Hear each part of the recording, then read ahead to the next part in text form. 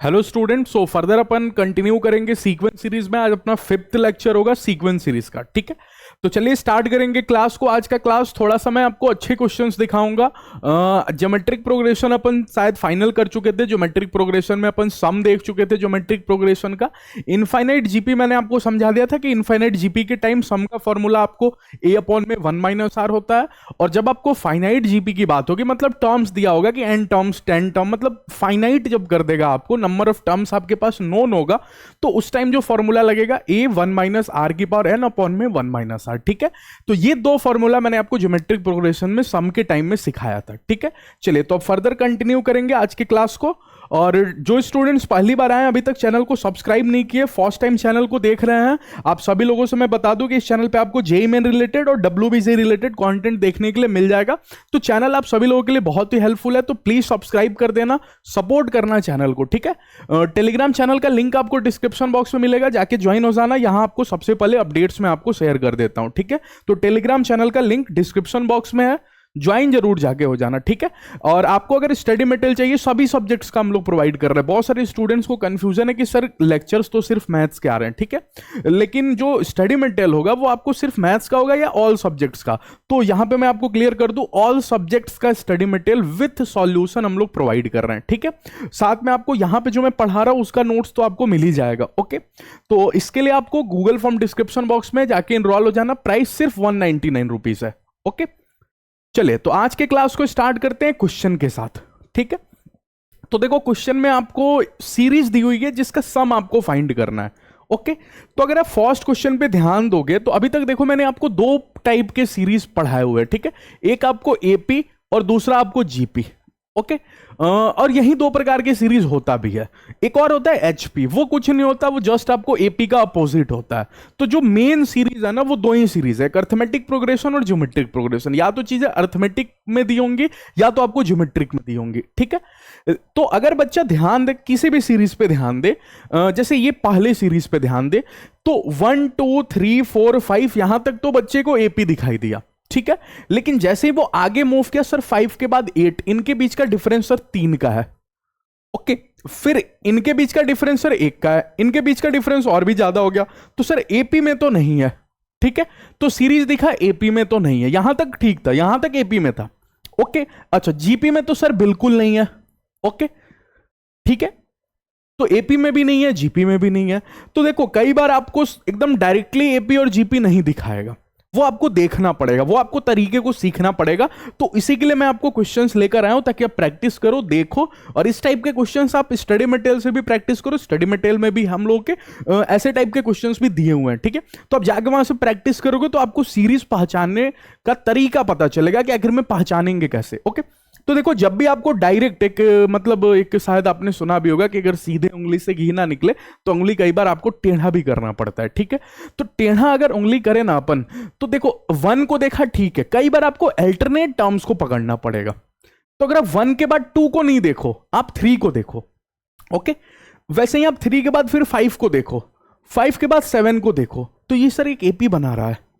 Okay, अच्छा, फिर आप 2 को देखो, 2 के बाद 4 को देखो, 4 के बाद 8 को देखो, 8 के बाद 16 को देखो, तो ऐसा नहीं लग रहा है ये एक जीपी बना रहा है। 2 का स्क्वायर करोगे 4, फिर 4 में 2 की मल्टीप्लाई करोगे 8, फिर 8 में 2 की मल्टीप्लाई करोगे 16, तो सर कॉमन रेशियो 2 के साथ ये एक जीपी बना रहा है। तो कई बार मैं यहां पे लिख देता हूं कि कई बार आपको चीजें अगर डायरेक्ट नहीं दिखे, ठीक है, when we cannot able to see की जगह ऑब्जर्व लिख देता हूं। ठीक है, वो ज्यादा बढ़िया होगा। To when we can not able to observe AP और जीपी। ठीक है, जब भी अपन को एपी और जीपी डायरेक्टली ऑब्जर्व नहीं हो, ठीक है, directly, then observe the alternate terms of the series. ठीक है, तो आपको कहानी समझ में आ गई होगी कि कई बार आपको अगर आपने स्ट्रेट बिल्कुल सीरीज देखा, एक के बाद एक नंबर्स को देख रहे हो 1 2 3, तो आपको पकड़ में नहीं आया कि ये एपी नहीं था सर। तो मैंने कई बार आपको जब एपी आपको डायरेक्टली नहीं दिखेगा, जब आप डायरेक्ट ऑब्जर्व नहीं कर पाओगे, देन आफ्टर आपको अल्टरनेट देखना पड़ेगा, अल्टरनेट टर्म्स को पकड़ना पड़ेगा। तो इस कहानी में अगर मैं अल्टरनेट टर्म्स को पकड़ूं तो आपको दिखेगा ये मैं ए सॉल्व कर रहा हूं, ठीक है। तो 1 को पकड़ा मैंने sir, then after alternate terms की बात करो तो 3 को पकड़ा, फिर 5 को पकड़ा, फिर 7 को पकड़ा, तो सर ये एक एपी बना रहा है और अप टू 40 टर्म्स दिया है। तो सुनो, अगर 40 टर्म्स टोटल है, मैंने अल्टरनेट को पकड़ा, तो कितने लोग सोच के बता देंगे इसमें कितना टर्म्स होगा? 20 टर्म्स। ओके, अच्छा। फिर सर अगर अगली कहानी को देखूं तो अगली कहानी के 2 है, अल्टरनेट टर्म्स को देख रहा हूं 4 है, 8 है, ओके, ऐसे ही करते हुए 16 है। ओके, अच्छा। तो सर एपी का सम तो मैंने पढ़ रखा है, क्या एपी का सम मैंने पढ़ रखा है सर? n/2, ठीक है, 2a प्लस में n-1 इंटू डी, ये मेरा एपी का सम का फॉर्मूला होता है, ठीक है। अच्छा, प्लस में जीपी सर, चूंकि फाइनाइट जीपी की बात हो रही है तो फॉर्मूला होगा a 1 माइनस आर की पावर n अपॉन में 1 माइनस आर। ओके, अब मैं जो आपसे पूछूंगा जल्दी से बता देना सोच के, फिर मैं आपको ये सॉल्व नहीं करूंगा, मैं जस्ट आपको सिखाते जा रहा हूं, ठीक है। ए की वैल्यू बता पाओगे देख के? 1 पहला टर्म, ठीक है। डी की वैल्यू 3 में से 1 माइनस करोगे तो 2, डी की वैल्यू 2 है। एन की वैल्यू बता दो मेरे को बस। अगर सर टोटल 40 टर्म्स थे, अपन ने अल्टरनेट को पकड़ लिया, मैंने 20 टर्म्स इसमें खड़े हैं, 20 टर्म्स इसमें खड़े हैं, तो यहां एन की वैल्यू सर 20 है। ओके, अच्छा, इसमें आर बता दो, आर की वैल्यू 2, ठीक है। एन की वैल्यू बता दो, एन की वैल्यू सर 20। कहानी क्लिक की, ओके, अच्छा, ठीक है। नेक्स्ट पे मूव करते हैं सेकंड पे। तो सर सेकंड को भी अगर मैं डायरेक्टली देखूं 1/7 को 2/7 स्क्वायर 1/7 क्यों, तो मेरे को एपी और जीपी बिल्कुल नहीं दिख रहा है, ठीक है। लेकिन अगर मैं अल्टरनेट वाले को पकड़ूं, 1/7 को पकड़ा, 1/7 क्यूब को पकड़ा, फिर 1/7 की 5 को पावर पकड़ा, तो सर जीपी बना रहा है, ठीक है।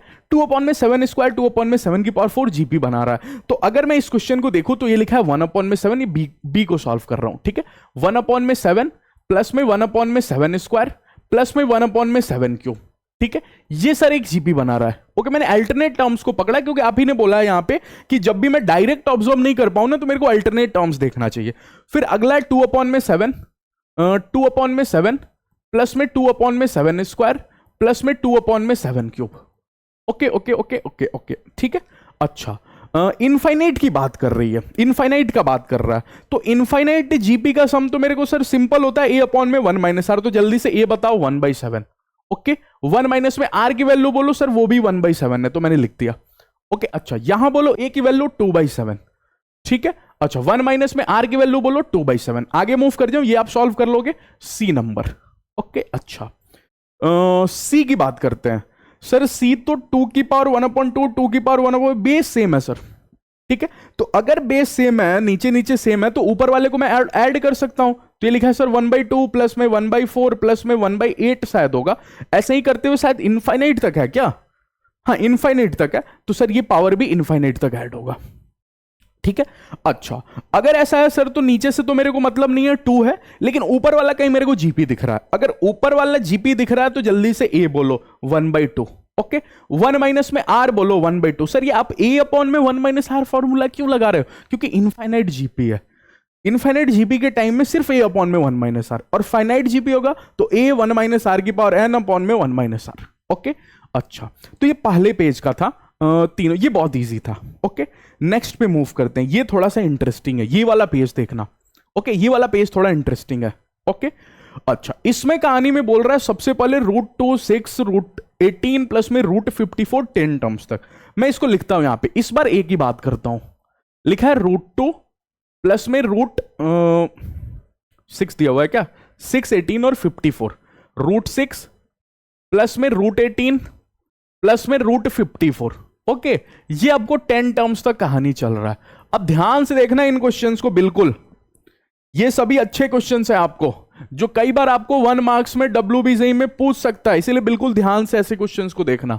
ओके, अच्छा, अब बच्चे ने दिमाग लगा सर √2 √6 √18 √54 मेरे को डायरेक्ट एपीजीपी में नहीं दिख रहा, ठीक है। अच्छा, फिर आपने सिखाया अगर सर कई बार डायरेक्ट नहीं दिखे तो फिर मेरे को सर अल्टरनेट देखना चाहिए। तो √2 √18 अल्टरनेट में भी एपीजीपी पकड़ नहीं आ रहा, तो फिर मेरा एक और डायलॉग, अब क्या डायलॉग है सर, आपने बोला डायरेक्ट एपीजीपी नहीं पकड़ो तो अल्टरनेट टर्म्स देखो। अब अल्टरनेट टर्म में भी दिक्कत आ गया तो फिर क्या देखूं, तो लिखता हूं अगर अल्टरनेट टर्म में भी प्रॉब्लम है, अगर अल्टरनेट टर्म्स, अगर अल्टरनेट टर्म्स में भी एपीजीपी नहीं दिखा, ये सभी डायलॉग देखो इंपॉर्टेंट है, एपीजीपी नहीं दिखा तो फिर कौन सा तरीका सर, अगर अल्टरनेट टर्म्स को देखा मैंने उसमें भी एपीजीपी नहीं दिखा मेरे को, तो फिर मैं कहानी में टेक कॉमन करूंगा, फिर मैं कुछ ना कुछ कॉमन ऑब्जॉर्व करूंगा। अच्छा ये दूसरा एरो अभी मैं रख रहा हूं, वो अगले क्वेश्चन में काम आएगा,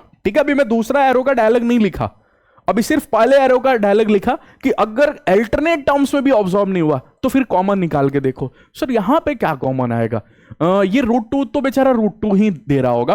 कितने लोगों को समझ में आया 6 माने 2 into 3 होता है सर, 18 मतलब 2 into 9 होता है। अच्छा सर 2 into 27 54 का मतलब आप लिखने वाले हो, हाँ। तो अब एक बच्चे ने क्लिक किया सर आप ऐसा इसलिए कर रहे हो ना क्योंकि अगली लाइन में कहीं ना कहीं आप √2 कॉमन लोगे। अच्छा ऐसे, हाँ ठीक है, इसको साइड कर दूं, थोड़ा डिस्टर्ब कर रहा है मेरे को। ओके ठीक है, तो सर कहीं ना कहीं आपने ऐसा इसलिए किया क्योंकि आपके दिमाग ने जवाब दिया कि क्यों ना √2 को कॉमन लो, क्योंकि डायलॉग मैं एग्जाम में पढ़ के जाऊंगा, ये डायलॉग ही मैं पढ़ के जाऊंगा कि कभी भी अल्टरनेट टर्म्स ऐसी सीरीज दी हो, अल्टरनेट टर्म्स बोले अल्टरनेट टर्म्स देखूंगा, अगर डायरेक्ट एपीजीपी नहीं समझ में आया अल्टरनेट टर्म्स पर अटैक करूंगा। अल्टरनेट टर्म्स भी नहीं दिखा तो फिर मैं कॉमन निकाल के सोचूंगा, कॉमन निकालने से भी नहीं सोच पाऊं, अगर कॉमन में भी मान जो कल को कॉमन निकालने से भी एपीजीपी नहीं बना, फिर मेरा एक और एरो है ना यहाँ पे, ये अगला पेज में फिर ये एरो भी फिल कर दूंगा, ये वाला डायलॉग भी, ठीक है। अगला क्वेश्चन देख के तो सर यहां पे मेरे को दिख रहा है √3, सोच के देखो, ठीक है। अच्छा यहां पे दिख रहा है सर √9, यहां पे दिख रहा है √27, कितने टर्म्स तक, 10 टर्म्स तक, अप टू 10 टर्म्स। अच्छा अब सर √2 को अगर आप भूल जाओगे ना एक सेकंड के लिए बाहर लिख के, तो अंदर वाली पार्टी कहीं जीपी में, देखो √3 √9 √27 तो जीपी में है। अच्छा जीपी में है तो जल्दी से ए सोचो। अच्छा 10 टर्म्स है ना, फाइनाइट है ना, तो इनफाइनाइट वाला तो नहीं लगेगा, नहीं सर बिल्कुल नहीं, तो ए बोलो √3, 1 माइनस आर की पावर n बोलो, आर क्या है, आर आर आर, √9 में √3 की डिवाइड मार दो, अरे दो कॉन्सिक्यूटिव को पकड़ो डिवाइड मार दो, अगर आपने डिवाइड मारा तो √9 और √3 डिवाइड होते कि √3 होगा, अपॉन में n माने पावर 10। ओके अच्छा अच्छा अच्छा, सुनना सुनना सुनना, ठीक है।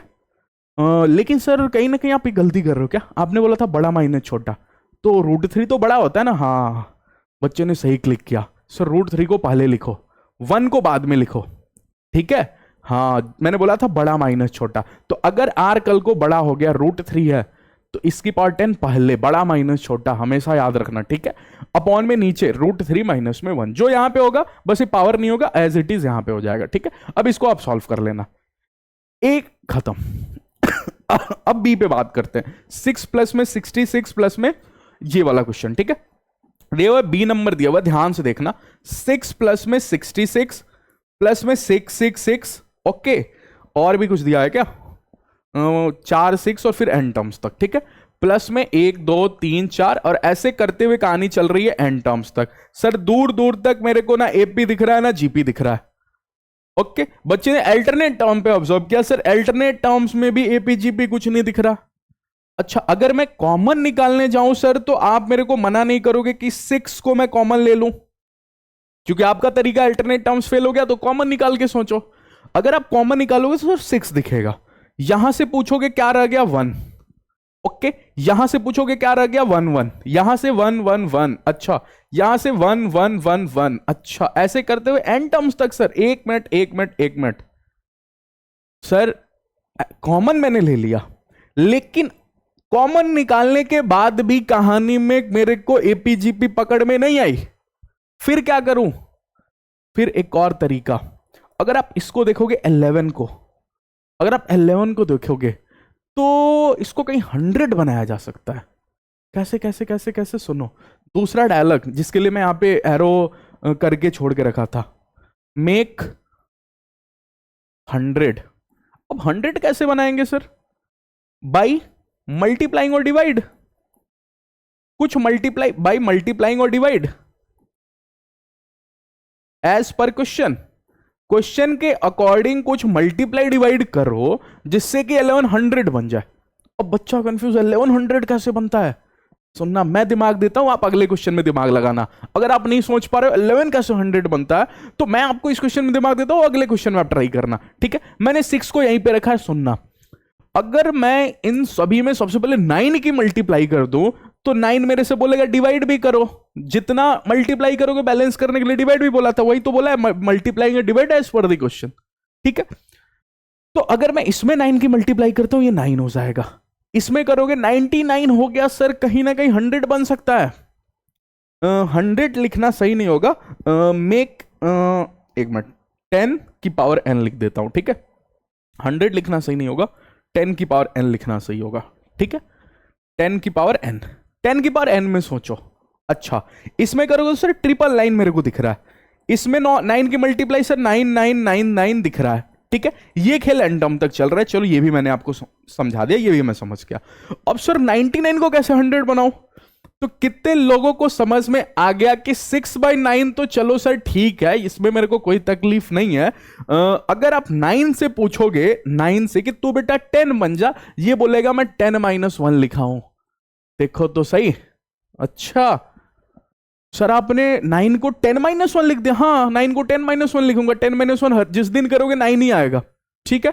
अच्छा तो सर आप कहीं ना कहीं 99 को भी, चूंकि 10 की पावर n में सोचना है, 10 की पावर n मतलब आप 100 - 1 लिखने वाले हो 99 को। हाँ, 999 को 1000 - 1 लिखने वाले हो। हाँ, एक और जो और 99 वाला था, इसको क्या आप 4 0 करके -1 लिखने वाले हो। हाँ, और ये खेल सर आप n टर्म्स तक चलने वाले हो क्या? हाँ बिल्कुल। अब सर आप कौन सा षड्यंत्र रचने वाले हो? अगला षड्यंत्र बताओ मेरे को। ये सब खेल एपी और जीपी बना, उंगली टेढ़ी कर रहा हूं, सीधी उंगली से घी नहीं निकला तो उंगली टेढ़ी, ठीक है? अच्छा तो सर मैं ये सारी 10 वाली पार्टियों को पकड़ता हूं। मतलब 10, चूंकि 10 की पावर n में सोचा तो ये 10 स्क्वायर लिखूंगा, इसको 10 का क्यूब बोलूंगा, रहने दो, और इसको 10 की पावर 4 बोलूंगा। ये कहानी एन टर्म्स तक चलेगी। सुनना सुनना ध्यान से, सुनना ध्यान से। लेकिन सर ये -1 -1 -1 -1 कितनी बार हो रहा है? n बार ही होगा, क्योंकि n टर्म्स थे, सबने अपने आप में से -1 -1 -1 दिया। n लोगों में ने सबने -1 -1 -1 दिया, तो क्या मैं -n घटा दूं, दूसरे पेन से लिखूंगा तो नोट्स पढ़ोगे तभी जाके समझ में आएगा कि -n क्यों हुआ। लिख लेना, आपका काम होता है कि ये इसको एरो करके हिंदी में लिख देना कि -n कैसे हुआ। ओके, कहानी समझ में आ रही है? ओके, तो -n हो गया, ठीक है?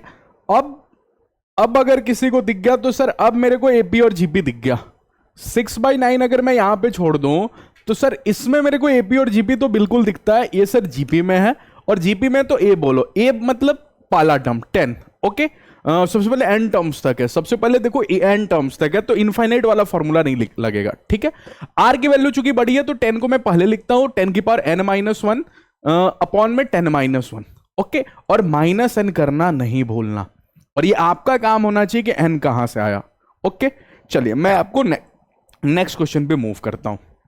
ओके, तो ये जो 3 तरीके मैंने आपको सिखाए, ये आपको डायलॉग याद रखना है कि कभी भी आपको डायरेक्ट एपी और जीपी नहीं दिखा तो फिर तरीका क्या होता है? सबसे पहले अल्टरनेट टर्म्स देखो। अल्टरनेट टर्म्स में भी काम नहीं बना मेरा तो फिर मैं आपको कॉमन निकाल के सोचूंगा, जैसे मैंने इस क्वेश्चन में किया, ठीक? कल को अगर इससे भी काम नहीं बना तो फिर मैं इस क्वेश्चन को सोचूंगा। ये क्वेश्चन मैंने कैसे किया, ध्यान से देखो, 10 की पावर n में सोचना है। ओके, चलिए नेक्स्ट क्वेश्चन की बात करते हैं। सी पे क्या दिया हुआ है? 3/19। इसको मैं देखो यहीं पे देखता हूं, यहीं पे आपको सॉल्व करता हूं, यहीं पे, ठीक है? कितने लोगों को समझ में आ गया कि सर इसमें से अगर मैं देखूं तो 3 कहीं कॉमन आ रहा है, क्योंकि 19 कॉमन ले लूंगा तो ये तो जीपी में हो रहा है, 19 स्क्वायर 19 क्यूब, ये जीपी में हो रहा है, तो 3 कॉमन लेना सही होगा, ठीक है? अगर 3 कॉमन लूं तो अंदर ही अंदर सर 1/19 प्लस में 11/19 स्क्वायर प्लस में 111/19 क्यूब हुआ। कॉमन लेने के बाद भी सर मेरा काम नहीं बना, इनफाइनाइट तक ये कहानी चल रही है, ठीक है? अगर सर कॉमन लेने के बाद भी मेरा काम नहीं बना तो आपने सिखा रखा है लास्ट क्वेश्चन में कि 10 की पावर n में सोचना है, तो बोलो क्या 9 से मल्टीप्लाई डिवाइड कर दूं? अगर मैंने 9 की डिवाइड की तो 9 की मल्टीप्लाई इसमें भी होगी, 9 की मल्टीप्लाई इसमें भी होगी, 9 की मल्टीप्लाई इसमें भी होगी, ठीक है? अगली लाइन में बोलो क्या मैं इसको 3/9 रहने दूं? ठीक है, लेकिन 9 1 जा 9 को मैं 10-1 के फॉर्म में सोचूंगा अपॉन में 19, ठीक है?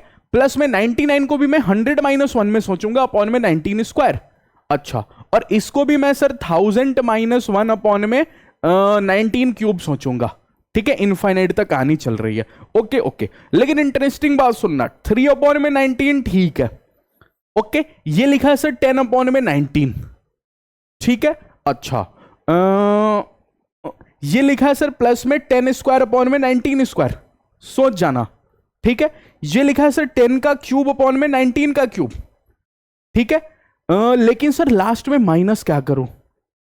अच्छा, ये इनफाइनाइट तक कहानी चल रही है क्या? इनफाइनाइट तक कहानी चल रही है तो -1/19 इनफाइनाइट लोग देंगे तो माइनस इनफाइनाइट हो जाएगा ना। मैं एक बार चेक कर लूं, इनफाइनाइट तक नहीं होना चाहिए, एन टर्म्स होना चाहिए इसमें भी। हाँ, इसमें भी इनफाइनाइट नहीं, एन होना चाहिए। क्यों एन होना चाहिए? क्योंकि ऑब्वियस सी बात है, आपको अगर इनफाइनाइट होगा तो फिर यहां से तो -1/19 इनफाइनाइट बार हो जाएगा, तो एन टर्म्स है। ओके, इसको इम्प्रूव कर लेना। तो हर लोग -1/19 दे रहा था, तो कितने लोगों को समझ में आ गया? -n/19 सब्ट्रैक्ट करूंगा, -n सब्ट्रैक्ट नहीं करूंगा, क्योंकि हर जन -1/19 दे रहा था, सभी लोग। n लोग हैं, अगर सब लोग -1/19 हो रहा है तो टोटल मेरे पास n/19 है, इसलिए मैंने -n/19 कर दिया, ठीक है। क्या आपको समझ में आ गया? यहां तक जीपी है, कर लोगे इसके बाद, तो ये क्वेश्चन आपको समझ में आ गया। मैं डी सॉल्व करता हूं। ओके, किसी ने क्या किया? 6 बहुत बार लिख दिया n टाइम्स।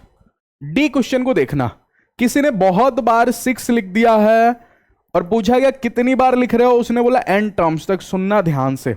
ओके, अगर आपने कहीं बहुत बचपन में 7th 8th में कहीं पढ़ा होगा unit digit, 10th digit, 100 digit में किसी भी नंबर को लिखने का तरीका, तो आपको पता है कि अगर मैं आपके सामने बोलूं 123 को लिखो, ठीक है, तो आप बोलोगे 123 में सबसे पहले यूनिट डिजिट को पकड़ता हूं 3, इसके बाद कितने नंबर है? एक भी नहीं, तो 3 लिखा, ठीक है। 2 को पकड़ता हूं, कितने नंबर है इसके बाद? 1, तो 1 0। ऐसा शायद आपने बचपन में सीखा होगा, ठीक है। अच्छा, 1 को पकड़ो। ओके, तो अगर आप 1 को पकड़ते हो तो 1 के बाद बोलो कितने नंबर है? 2 नंबर, तो 2 0, ऐसे लिखा जाता है। तो अगर मैं आपसे यहां पे पूछता हूं 6 को पकड़ो, तो आपने 6 के बाद एक भी नंबर नहीं देखा, तो एक भी 0 नहीं लगाया। ओके, दूसरी बारी अगर इस 6 की बात करोगे तो कितने लोगों को समझ में आ गया? सर 60। इस 6 की बात करोगे तो सर 600। तो चूंकि ये सम में नहीं दिया था, अपन ने सबसे पहले सीरीज तो तैयार की। अरे ये तो सीरीज ही नहीं दिया हुआ था, तो सबसे पहले सीरीज क्रिएट किया। ये भी काम, हाँ ये भी काम देखो करना सिखाया, 123 को कैसे सम वाली सीरीज में क्रिएट करोगे, ठीक है। 600 प्लस में इसकी बात करूं तो सर ये 6000 लिखा हुआ है। चलो इतना तक मैं समझ गया एन टर्म्स। ओके, अब ये तो बहुत ईजी है सर, अगर इसमें से 6 कॉमन ले लूं ना, तो ये 1 प्लस में 10 प्लस में 10 स्क्वायर प्लस में 10 क्यूब, तो डायरेक्ट मेरे को 10 की पावर 10 की फॉर्म में आ गया। तो यहां पे मेरे को तकलीफ नहीं है सर, ये जीपी है तो लिखा है 6 की मल्टीप्लाई, और अगर ये जीपी है एन टर्म्स का तो इसमें ए बोलो, ए की वैल्यू बोलो 1। ओके, अच्छा आर क्या रहा है? 10, चूंकि आर बड़ा है तो मैं 10 लिखूंगा, माइनस में आर की 1 आर की पावर एन है ना, तो 10 की पावर एन -1 अपॉन में 10 -1। कहानी क्लिक की। चलिए नेक्स्ट मूव करूं। चलिए अगले क्वेश्चन पे बात करते हैं, अब अच्छे क्वेश्चन पे आते हैं। ओके ठीक है, किसी ने बोला x की वैल्यू ये है। अब ध्यान से देखना, ऐसे भी आपको समझ में आना चाहिए कि सिग्मा समेशन इसका मतलब ही सम होता है। अगर आप x को देखोगे तो जो x लिखा हुआ है वो लिखा है समेशन में n इन्फिनिट a की पावर n, मतलब सर कहीं ना कहीं a सबसे पहले n इज इक्वल टू 0 रखना है। तो a में n की जगह अगर 0 रखोगे तो a की पावर 0 कहीं 1 होगा, ठीक है। अच्छा, समेशन आपको खोलने आना चाहिए, फिर n की जगह 1 रखोगे तो a है, 2 रखोगे तो a स्क्वायर है, a क्यूब है, ऐसे ही सर कहीं इनफाइनाइट तक। ओके ओके ओके, अब मेरे को जल्दी से सोच के बताना कि कहीं कहीं कहीं ये जीपी तो नहीं है। हाँ सर ये जीपी है, अगर ये जीपी है तो इसका सम बोलो इनफाइनाइट a अपॉन में 1 माइनस आर, तो x की वैल्यू सर कहीं a अपॉन में 1 माइनस आर की वैल्यू बोलो। सॉरी a मतलब 1 है ना, a तो 1 है, 1 अपॉन में 1 माइनस a है, मेरे पास x आ गया। ओके, अगर मेरे पास x आ गया तो कुछ देर के लिए मैं रुक जाता हूं। ओके, अच्छा अगली बारी देखता हूं अगले लाइन में क्या दिया हुआ है। अगले लाइन में आपके सामने कहीं y की वैल्यू दी हुई है। अच्छा सर, अगर x is equal to a की पावर n था, सेम टू सेम वही समेशन है, तो मैं डायरेक्ट ऑब्जर्व करके लिख देता हूं y is equal to 1 upon में 1 माइनस b, अगर आप तक बुरा नहीं मानोगे तो। हाँ मैंने ऑब्जर्व करके लिख दिया, अरे सेम टू सेम यही वाला फोटो तो लिखा हुआ है ना, बस यहां b की पावर n है। तो मैं y इज अगर x is equal to a की पावर n देखा था, तो 1/(1 - a) बोला, ठीक है। सेम टू सेम वही लिखा हुआ है, खाली a की पावर n की जगह b की पावर n है। तो मैं ऑब्जर्व करके y is equal to 1 - b नहीं लिख सकता? हाँ बिल्कुल लिख सकता हूं, ठीक है। वैसे ही सर अगर यहां पे अगर आप ऑब्जर्व करोगे z इज इक्वल टू कहीं, तो सर मैं direct z is equal to भी लिखने के लिए रेडी हूं। आप जल्दी से बोलो मेरे को क्या होगा, ठीक है। z इज इक्वल टू कहीं सर 1 में यहां सर a था तो आपने a लिखा, ठीक है। यहां b था तो आपने b लिखा, यहां a b है तो आप a भी लिखोगे, हाँ बिल्कुल। अब सामने वाला क्या डिमांड कर रहे हैं? 3 डंडे मेरे खड़े हो गए, तीनों लोग जो क्वेश्चन में दिया हुआ था मैंने सबसे पहले उसको सॉल्व किया। अब मैं क्वेश्चन की डिमांड देखता हूं, xz प्लस yz पूछ रहा है, ओके। तो एक तो तरीका आपके पास x की वैल्यू है, z की वैल्यू है, रख दो, y की वैल्यू है, z की वैल्यू है, रख दो, मल्टीप्लाई करके सोच लो, ठीक है। लेकिन वो थोड़ा सा डिफिकल्ट हो जाएगा। दूसरा तरीका क्या होगा कि आपके पास कहीं कहीं कहीं कहीं सुनना सुनना सुनना कहीं आपके पास a की वैल्यू यहां से आ सकती है। सोचो a की वैल्यू यहां से क्या होगी? 1/(1 - x) सोच लिया आपने? अच्छा, b की वैल्यू यहां से बोलो। सर आप ये क्या करने वाले हो? अभी आपको दिखाता हूं, 1 - y, ओके। अच्छा, z की वैल्यू, ab की वैल्यू बोलो। ab की वैल्यू सर 1/(1 - z)। सर एक काम करता हूं, मेरे पास a और b की वैल्यू में ab की वैल्यू रख लेता हूं, क्योंकि इसमें रखोगे तो xz भी मल्टीप्लाई होगा, yz भी मल्टीप्लाई होगा, फिर सम होगा, तो कहीं मेरे लिए काम डिफिकल्ट होगा। लेकिन इस बार तो केवल सर इसकी और इसकी मल्टीप्लाई करनी है। ये 1/(1 - z) ऑलरेडी क्वेश्चन में भी z पूछ रहा है, यहां पे z दिया हुआ है, तो इस बार मेरे को सिर्फ इसकी और इसकी मल्टीप्लाई सोच लेनी है, ठीक है। तो एक काम करता हूं, इस वाले डंडा को इरेज कर देता हूं, क्योंकि ab की मल्टीप्लाई थोड़ा सा बड़ा होगा, तो मेरे को स्पेस चाहिए होगा, ओके। तो अगर a को पकड़ता हूं सर, 1/(1 - x) लिखा हुआ है। अच्छा, b को पकड़ा तो 1/(1 - y) लिखा है। इन दोनों की बस मल्टीप्लाई कर लेना है, ओके। लास्ट में कहीं ना कहीं ये जरूर बनेगा। तो 1/(1 - x) और 1/(1 - y) की अगर मल्टीप्लाई करने जाओगे, नीचे नीचे का एलसीएम कितने लोगों को 1 - x और 1 - y दिख गया, ओके। और यहां पे ऊपर 1, okay okay okay okay okay. और अच्छा, ये तो मैंने मल्टीप्लाई नहीं किया, मेरे को लगा ऊपर भी कुछ है, ठीक है। ये तो मैंने मल्टीप्लाई नहीं किया, मुझे लगा ऊपर भी कुछ है, ठीक है। तो अभी मल्टीप्लाई करने वाला हूं इसका। एक काम करता हूं, 1 - z को इधर भेज देता हूं, 1 - z इधर आ गया। इन दोनों की मल्टीप्लाई बोलो, 1 की मल्टीप्लाई 1 से 1 हो गया, 1 की मल्टीप्लाई y से माइनस का y हो गया, ओके। दिख तो रहा है ना आपको, ठीक है। अच्छा, 1 की मल्टीप्लाई 1 से 1, 1 की मल्टीप्लाई -1 से -1, माइनस x की 1 से मल्टीप्लाई बोलो, माइनस का x। अच्छा ठीक है सर, ओके ओके ओके। और कहीं आप चेंजेस देखोगे तो इसकी मल्टीप्लाई +xy, मैं क्या साइन देख रहा था, ठीक है, कि साइन तो सही है ना, ओके ओके ओके। अब सर मेरे को xz प्लस में yz चाहिए था, xz तो कहीं दिख नहीं रहा, yz भी कहीं दिख नहीं रहा, ठीक है, ओके। क्योंकि मैंने यहां पे एक चमत्कार कर दिया, देखना, a की वैल्यू मैंने थोड़ा बहुत ही गड़बड़ तरीके से निकाल दिया है, ठीक है। यहां पे बात करोगे तो सबसे पहले तो मल्टीप्लाई होगा ना, तो x की मल्टीप्लाई 1 से x हो जाएगा, माइनस में ax हो जाएगा, इज इक्वल टू 1, ओके। अब यहां से बात करोगे तो आपको चाहिए a की वैल्यू, ओके। तो यहां से कहीं हो गया आपको x - 1 is equal to ax, ठीक है। तो x - 1 अपॉन में x is equal to a, ये होगा। तो b की वैल्यू भी इसको देख के आप बोल सकते हो, b की वैल्यू इसको देख के बोलो, b की वैल्यू y के टर्म्स में y - y अपॉन में y, इसको ऑब्जॉर्व करके जस्ट बोला। तो z की वैल्यू में भी कहीं आपको चेंजेस नजर आएगा, z की वैल्यू, सॉरी z की वैल्यू नहीं, a भी रखना था ना, ये पेज, ओके। तो z की वैल्यू तो सही है, z की वैल्यू तो यही होगी, ओके, ठीक है। ab की वैल्यू बोलो, ab की वैल्यू ऑब्जॉर्व करके यहां से ab की वैल्यू, तो z इज इक्वल टू, अगर आप ए बी देखोगे तो A B is equal to कहीं हो जाएगा z - 1 अपॉन में z, इसको देख के मैंने लिख दिया यहां पे, ओके। यहां पे a था, a की वैल्यू मैंने लिख दिया, यहां b की वैल्यू लिख दिया, z की वैल्यू, अब की बारी सही आया है, ठीक है। अब मैं a और b की मल्टीप्लाई कर लूं, मतलब x - 1 अपॉन में x, ओके, और y - y 1 अपॉन में y is equal to z - 1 upon में z, ठीक है। अच्छा ठीक है, ओके। थोड़ा सा कैलकुलेशन मिस्टेक हो जाता है, उसका थोड़ा सा आप ध्यान रखना, समझाने के लिए, समझाने की जल्दीबाजी में कभी कभी ये सभी मिस्टेक्स हो जाता है, ओके। ये सभी आपको एग्जाम में ध्यान रखना है, आपको नहीं करना। अब x माइनस वाई और y माइनस वन की क्रॉस मल्टीप्लाई करो। अगर आप x माइनस वाई की मल्टीप्लाई करोगे तो एक्स वाई माइनस में x, देन आफ्टर माइनस का y प्लस का 1 यही हो जाएगा, ओके। नीचे आपको कहीं एक्स वाई हो जाएगा। अब एक्स वाई दिखा, z माइनस वन अपॉन में z। अब आपको क्रॉस मल्टीप्लाई कर लेना। इधर कहीं स्पेस है क्या? यहां पे कहीं स्पेस है, इधर कर लेता हूं, ठीक है।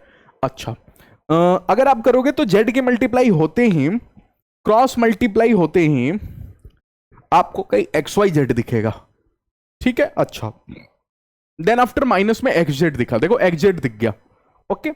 देन आफ्टर माइनस का वाई जेड होगा, और देन आपको प्लस का जेड लिखा हुआ है, is equal to X Y के मल्टीप्लाई करोगे तो एक्स वाई जेड यहां पे भी दिख रहा है, ओके। और माइनस में एक्स वाई दिख रहा है, ओके।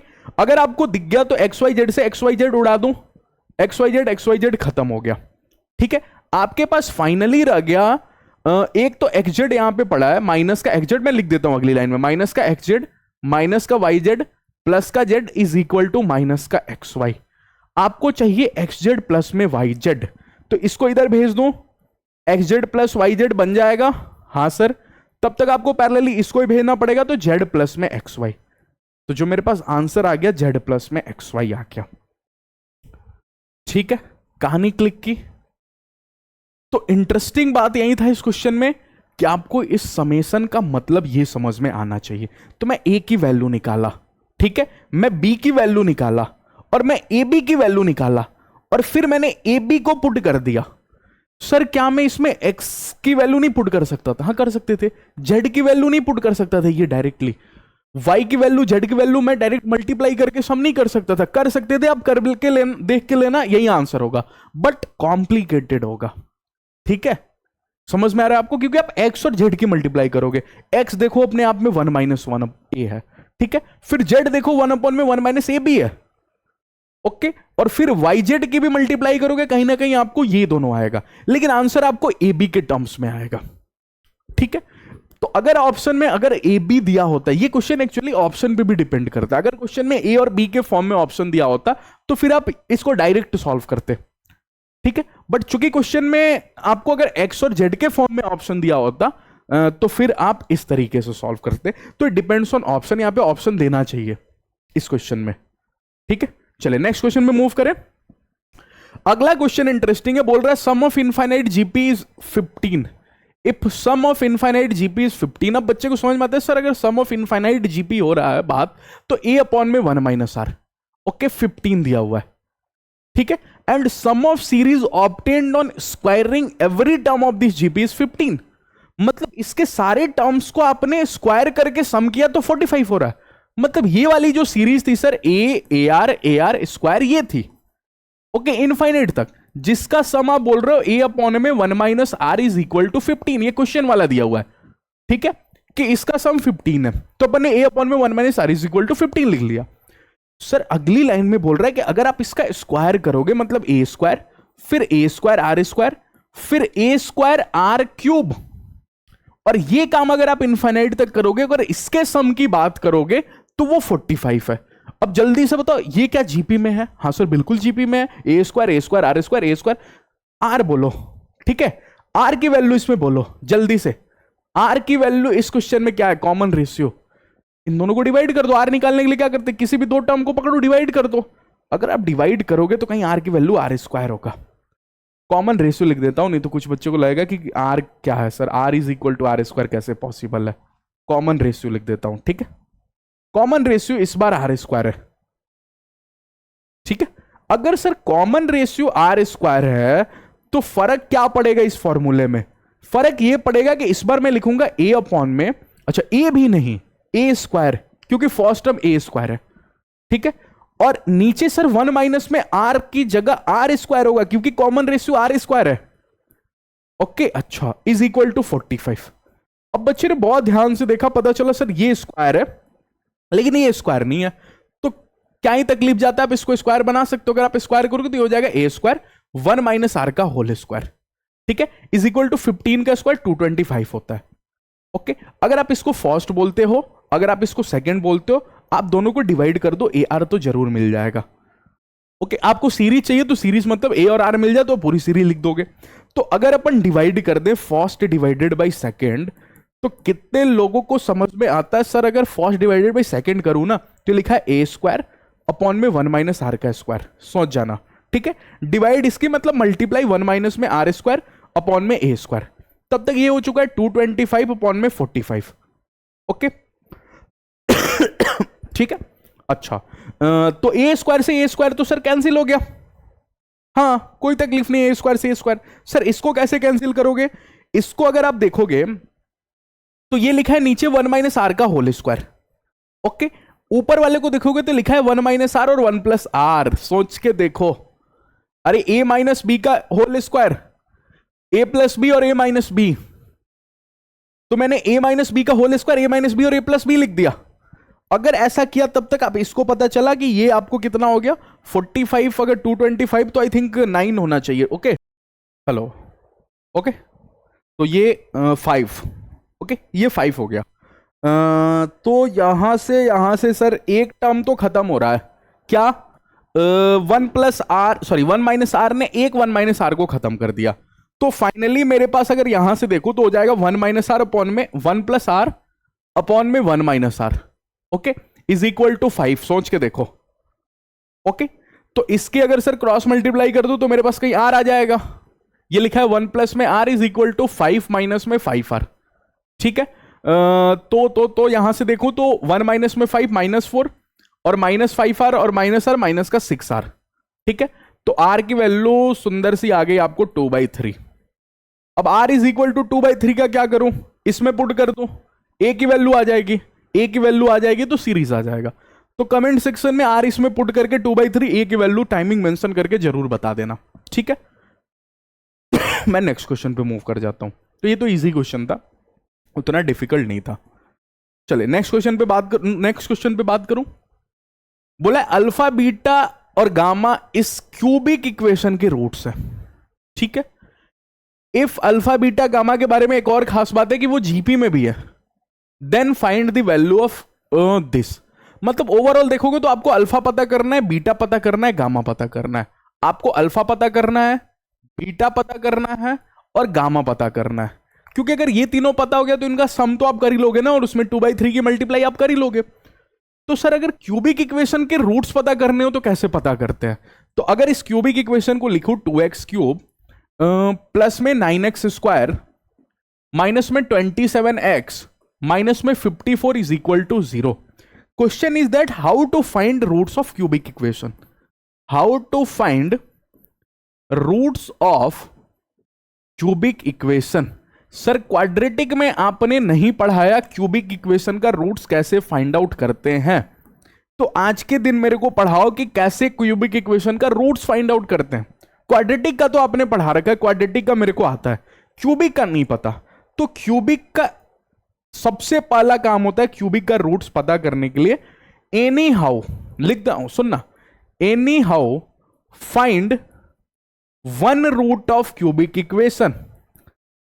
आप कैसे भी दिमाग लगा के, कैसे भी, कभी कभी आपको सिंपल सा क्यूबिक इक्वेशन होगा तो हिट एंड ट्रायल से, ठीक है, कि आपने कोई वैल्यू पुट कर करके देखा इज इक्वल टू 0 आ गया तो आपको पता चल गया एक रूट तो ये है, तो आप anyhow find 1 root of the cubic equation. ठीक है then for other roots divide x minus alpha with the cubic equation. Sir ये आपने क्या बात बोल दी, ये आपने मेरे को क्या बात बोल दी, ये मेरे को समझ में नहीं आया।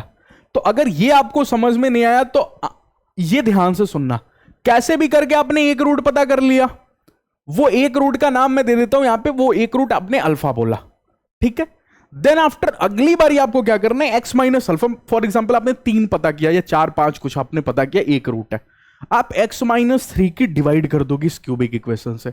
डिवाइड होने के बाद आपके पास होगा एक क्वाड्रेटिक इक्वेशन, तो क्वोशिएंट इनटू डिवीजर प्लस में रिमाइंडर यूज कर देना। Quotient into divisor plus remainder वाला फॉर्मूला होता है ना, वो यूज कर लेना। जैसे इस क्वेश्चन में करता हूं तो आपको समझ में आ जाएगा, ठीक। अच्छा, सबसे पहले कहानी में बोला हुआ है कि अल्फा बीटा गामा। अच्छा, इसमें हिट एंड ट्रायल काम नहीं करेगा, इसके लिए कंडीशन भी क्वेश्चन में दिया हुआ है, तो इस बार कंडीशन का यूज करते हैं। अगर इसके 3 रूट हैं अल्फा बीटा और गामा, तो आप इसका प्रोडक्ट सोच सकते हो, अल्फा बीटा गामा प्रोडक्ट सोच सकते हो। प्रोडक्ट क्या होता है सर? डी बाई ए, ठीक है। 54/2 that is 27। Sir sum of root क्यों नहीं सोचे? क्योंकि देखो जीपी के क्वेश्चन में हमेशा प्रोडक्ट सोचना, अगर एपी का क्वेश्चन होगा तो मैंने बोला था AP deals with sum and difference and GP deals with multiplication and division. Sum of root भी सोच सकते हो, कोई बड़ी बात नहीं है, लेकिन जीपी का क्वेश्चन है, जीपी के क्वेश्चन में हमेशा प्रोडक्ट में खेला जाता है, ठीक है। अच्छा, लेकिन सर ये अल्फा बीटा गामा की एक खास बात भी है, क्या? कि ये जीपी में है। अब मैं जो आपसे पूछता हूं ध्यान से आंसर करना, सोच समझ के आंसर करना, 1 मिनट का टाइम भी दूंगा। 3 लोग जीपी में जिनका प्रोडक्ट 27 दिया हुआ है, 3 लोग जीपी में, बच्चे कान खड़े हो गए। सर कहीं ना कहीं आपने एक टॉपिक मेरे को पढ़ाया था, एज्यूमिंग 3 टर्म्स इन जीपी, जिसमें आपने मेरे को बोला था कहीं भी जिंदगी में मेरे को जरूरत पड़ जाए 3 टर्म्स एज्यूम करने की, जब कहानी में उन तीनों का प्रोडक्ट दिया हो, 3 टर्म्स जीपी में और इन तीनों का प्रोडक्ट दिया हो, तो अपन को ए आर स्क्वायर नहीं बोलना चाहिए, अपन को बोलना चाहिए a by r into a into में a r is equal to 27। वो 3 टर्म मेरे पास ये है सर, तो बच्चे ने अल्फा बीटा गामा सोच लिया, a by r into a r, क्योंकि सामने वाला ही बोल रहा है ना अल्फा बीटा गामा जीपी में। और अगर अल्फा बीटा गामा जीपी में जिसके प्रोडक्ट मेरे पास 27 है, तो मैं ए आर और ए आर स्क्वायर नहीं मानूंगा उस टर्म को, मैं ए बाई आर ए और ए आर मानूंगा। ये मैंने एज्यूमिंग 3 टर्म्स इन जीपी में आपको सिखाया था, ठीक है। ऐसा क्यों करते हैं सर? ऐसा इसलिए करते हैं ताकि आपको दिख भी गया होगा, आर से आर डिलीट हो गया, आर से आर डिलीट होते ही ए क्यूब इज इक्वल टू 27 हो गया, तो ए इज इक्वल टू 9 हो गया, ठीक है। कितने लोगों को पता चला ए इज इक्वल टू 9? सर ए तो एक रूट था, तो मैंने कैसे भी करके एक रूट पता कर लिया। एक बच्चा बोलेगा सर रूट तो अल्फा बीटा गामा था, आपने कहा आपने तो ए की वैल्यू पता की। अरे वो ए ही तो मेरा एक रूट था, देखो मैंने अल्फा को ए बोला, बीटा को ए बाई आर बोला और गामा को ए आर स्क्वायर बोला, तो मेरे पास एक रूट ए आ गया, ए ही तो मेरा अल्फा था। अरे अपन ने क्वेश्चन में अल्फा बीटा गामा को ए बाई आर और ए आर एज्यूम कर लिया, क्योंकि वो जीपी में था, ठीक है। अच्छा, तो सर अपन ने एक रूट पता कर लिया, 1 रूट फाइंड कर लिया। अब इसका क्या करूं?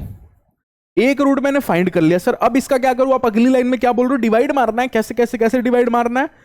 x माइनस 9 की डिवाइड मारना है। एक मिनट, ये 9 नहीं 3 होना चाहिए ना सर, 3, ठीक है। ए क्यूब इज इक्वल टू 27 है ना, तो मैंने 3 की डिवाइड कर दी, यहां पे 3 क्यूब है ना 3, तो सर a माइनस 3 का डिवाइड मारना है। हाँ, किस में डिवाइड मारना है? जो क्यूबिक इक्वेशन आपके पास दिया हुआ है। अब क्यूबिक इक्वेशन क्या है आपके पास? 2x क्यूब प्लस में 9x square, 2x cube plus में 9x स्क्वायर, ओके, माइनस का 27x माइनस का 54, माइनस का 27x माइनस का 54, आओ डिवाइड करते हैं। अगर आप डिवाइड करोगे तो सबसे पहले आपको कहीं 2x स्क्वायर को पकड़ना होगा, क्योंकि फर्स्ट टर्म को हमेशा कैंसिल करने का दिमाग लगाना होता है ऐसे डिवाइड में, ठीक है। तो 2x क्यूब, ऐसा डिवाइड आप 9/10 में भी किए होगे, प्लस में 9x स्क्वायर। अगर आप सब्ट्रैक्ट करोगे तो ये खत्म हो जाएगा, सब्ट्रैक्ट करने के साथ ही ये खत्म, ओके। खत्म होते ही 9x, एक मिनट, ये क्या कर दिया? गड़बड़ कर देता हूं कभी कभी। 2x स्क्वायर में x की मल्टीप्लाई करके 2x क्यूब, लेकिन 3 में तो किया ही नहीं ना, वो क्या हो जाएगा? माइनस का 6x स्क्वायर, ठीक है। तो ये प्लस का हो जाएगा, 9 6 कितना हो जाएगा? 15x square. सोच गए? अच्छा, 15x स्क्वायर होते ही ये हो गया माइनस का 27x, ऊपर से आ जाता है एक आदमी, ठीक है। अब यहां पे बोलो क्या दिखेगा आपको? प्लस में 15x दिख गया, प्लस में 15x, प्लस में 15x दिखते ही बच्चे ने यहां पे 15x स्क्वायर लिख दिया, ठीक है। माइनस में यहां पे देखोगे तो 45x लिख दिया उसने, ओके। कितने लोग समझ में आ गया? ये पार्टी और ये पार्टी खत्म हो गया, ये पार्टी कहीं प्लस का हो गया।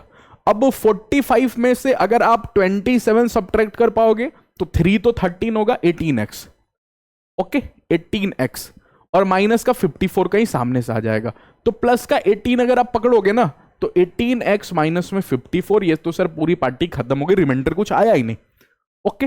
तो मैं इस क्यूबिक इक्वेशन को देखना क्या लिख सकता हूं, मैं इस क्यूबिक इक्वेशन को एक रूट कोसेंट, अरे कोसेंट इंटू डिविजर मैं लिखने जा रहा हूं, quotient into divisor plus remainder के फॉर्म में। कहानी क्लिक की, मैं पूरे क्यूबिक इक्वेशन को quotient into divisor into remainder, quotient into divisor plus remainder के फॉर्म में लिख रहा हूं, ठीक है। अब रिमाइंडर तो कुछ आया नहीं है, तो x माइनस 3, क्यों रिमाइंडर क्यों नहीं आया सर?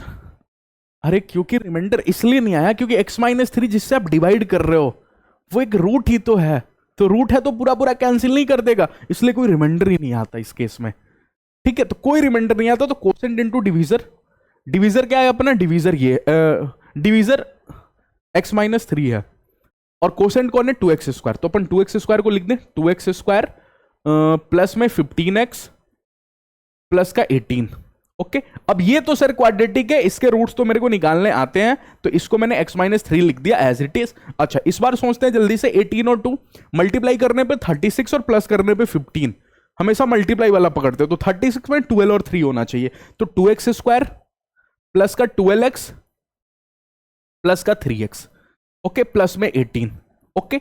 अगली लाइन में बोलो क्या हो जाएगा, अगली लाइन में अगर आप देखोगे तो ये हो गया x माइनस 3, ओके।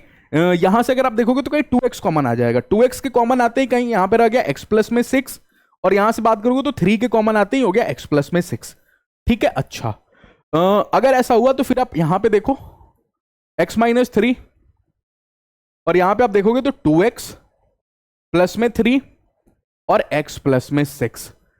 कितने लोगों को समझ में आ गया कि सर आपने क्यूबिक इक्वेशन को पूरी तरीके से तोड़ दिया 3 ब्रैकेट में। अगर मैंने 3 ब्रैकेट में तोड़ दिया तो अल्फा की वैल्यू बोलो 3, बीटा की वैल्यू बोलो -3/2, अरे यहां से बीटा आएगा -3/2, गामा की वैल्यू बोलो -6। अब जस्ट पुट कर देना अल्फा बीटा गामा, चूंकि मॉड रखा, मॉड बोला हुआ था, ठीक है, मॉड बोला हुआ है, तो 2/3 मॉड अल्फा की वैल्यू बोलो, अल्फा तो ऑलरेडी पॉजिटिव में ही आया हुआ है,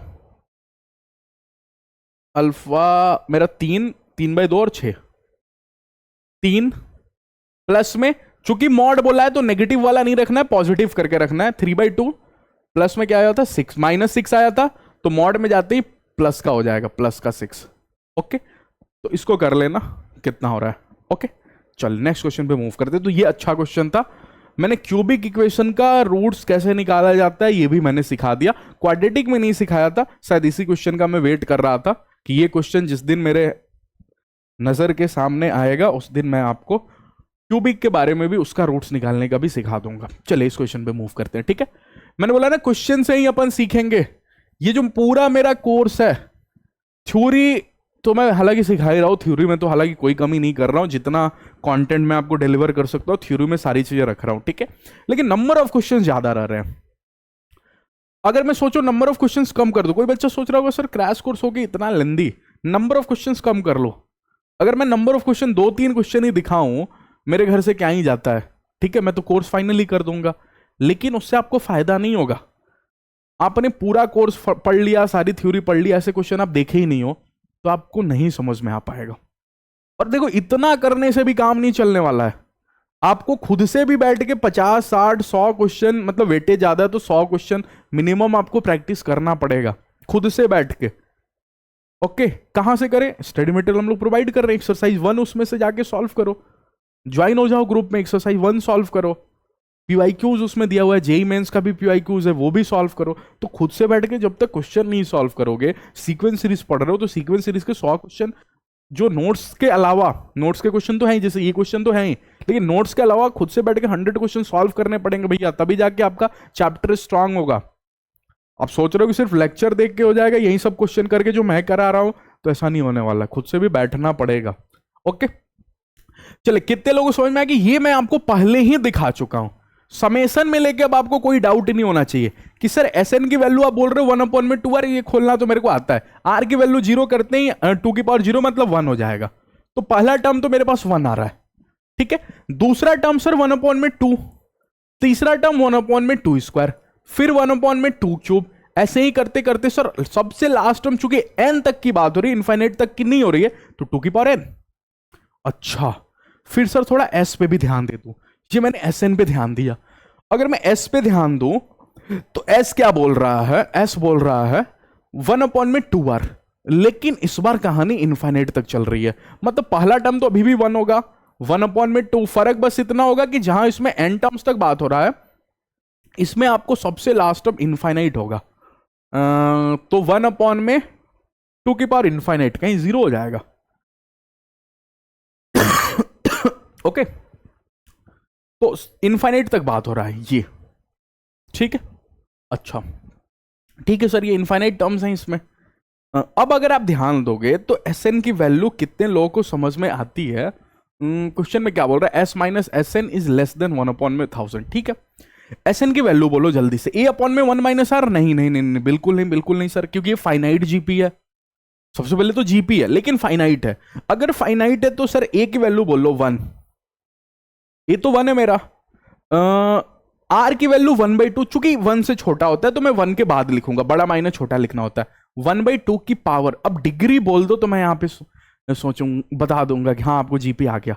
जिस बच्चे ने डिग्री सोच ली यहां पे, एन नहीं, n-1 नहीं, दिमाग लगाओ सर। 1/2 से लेके 1 2 3 n, यहां से लेकर यहां तक मेरे n टर्म्स हैं, लेकिन ये एक भी तो आ जा रहा है। कहानी नहीं क्लिक की, नंबर ऑफ टर्म्स भी ऑब्जर्व करने आपको आना चाहिए। कई बार आपने ए ऑब्जर्व कर लिया, आर ऑब्जर्व कर लिया, लेकिन एन की वैल्यू में गड़बड़ कर दिया, तब भी आपका काम नहीं चलने वाला।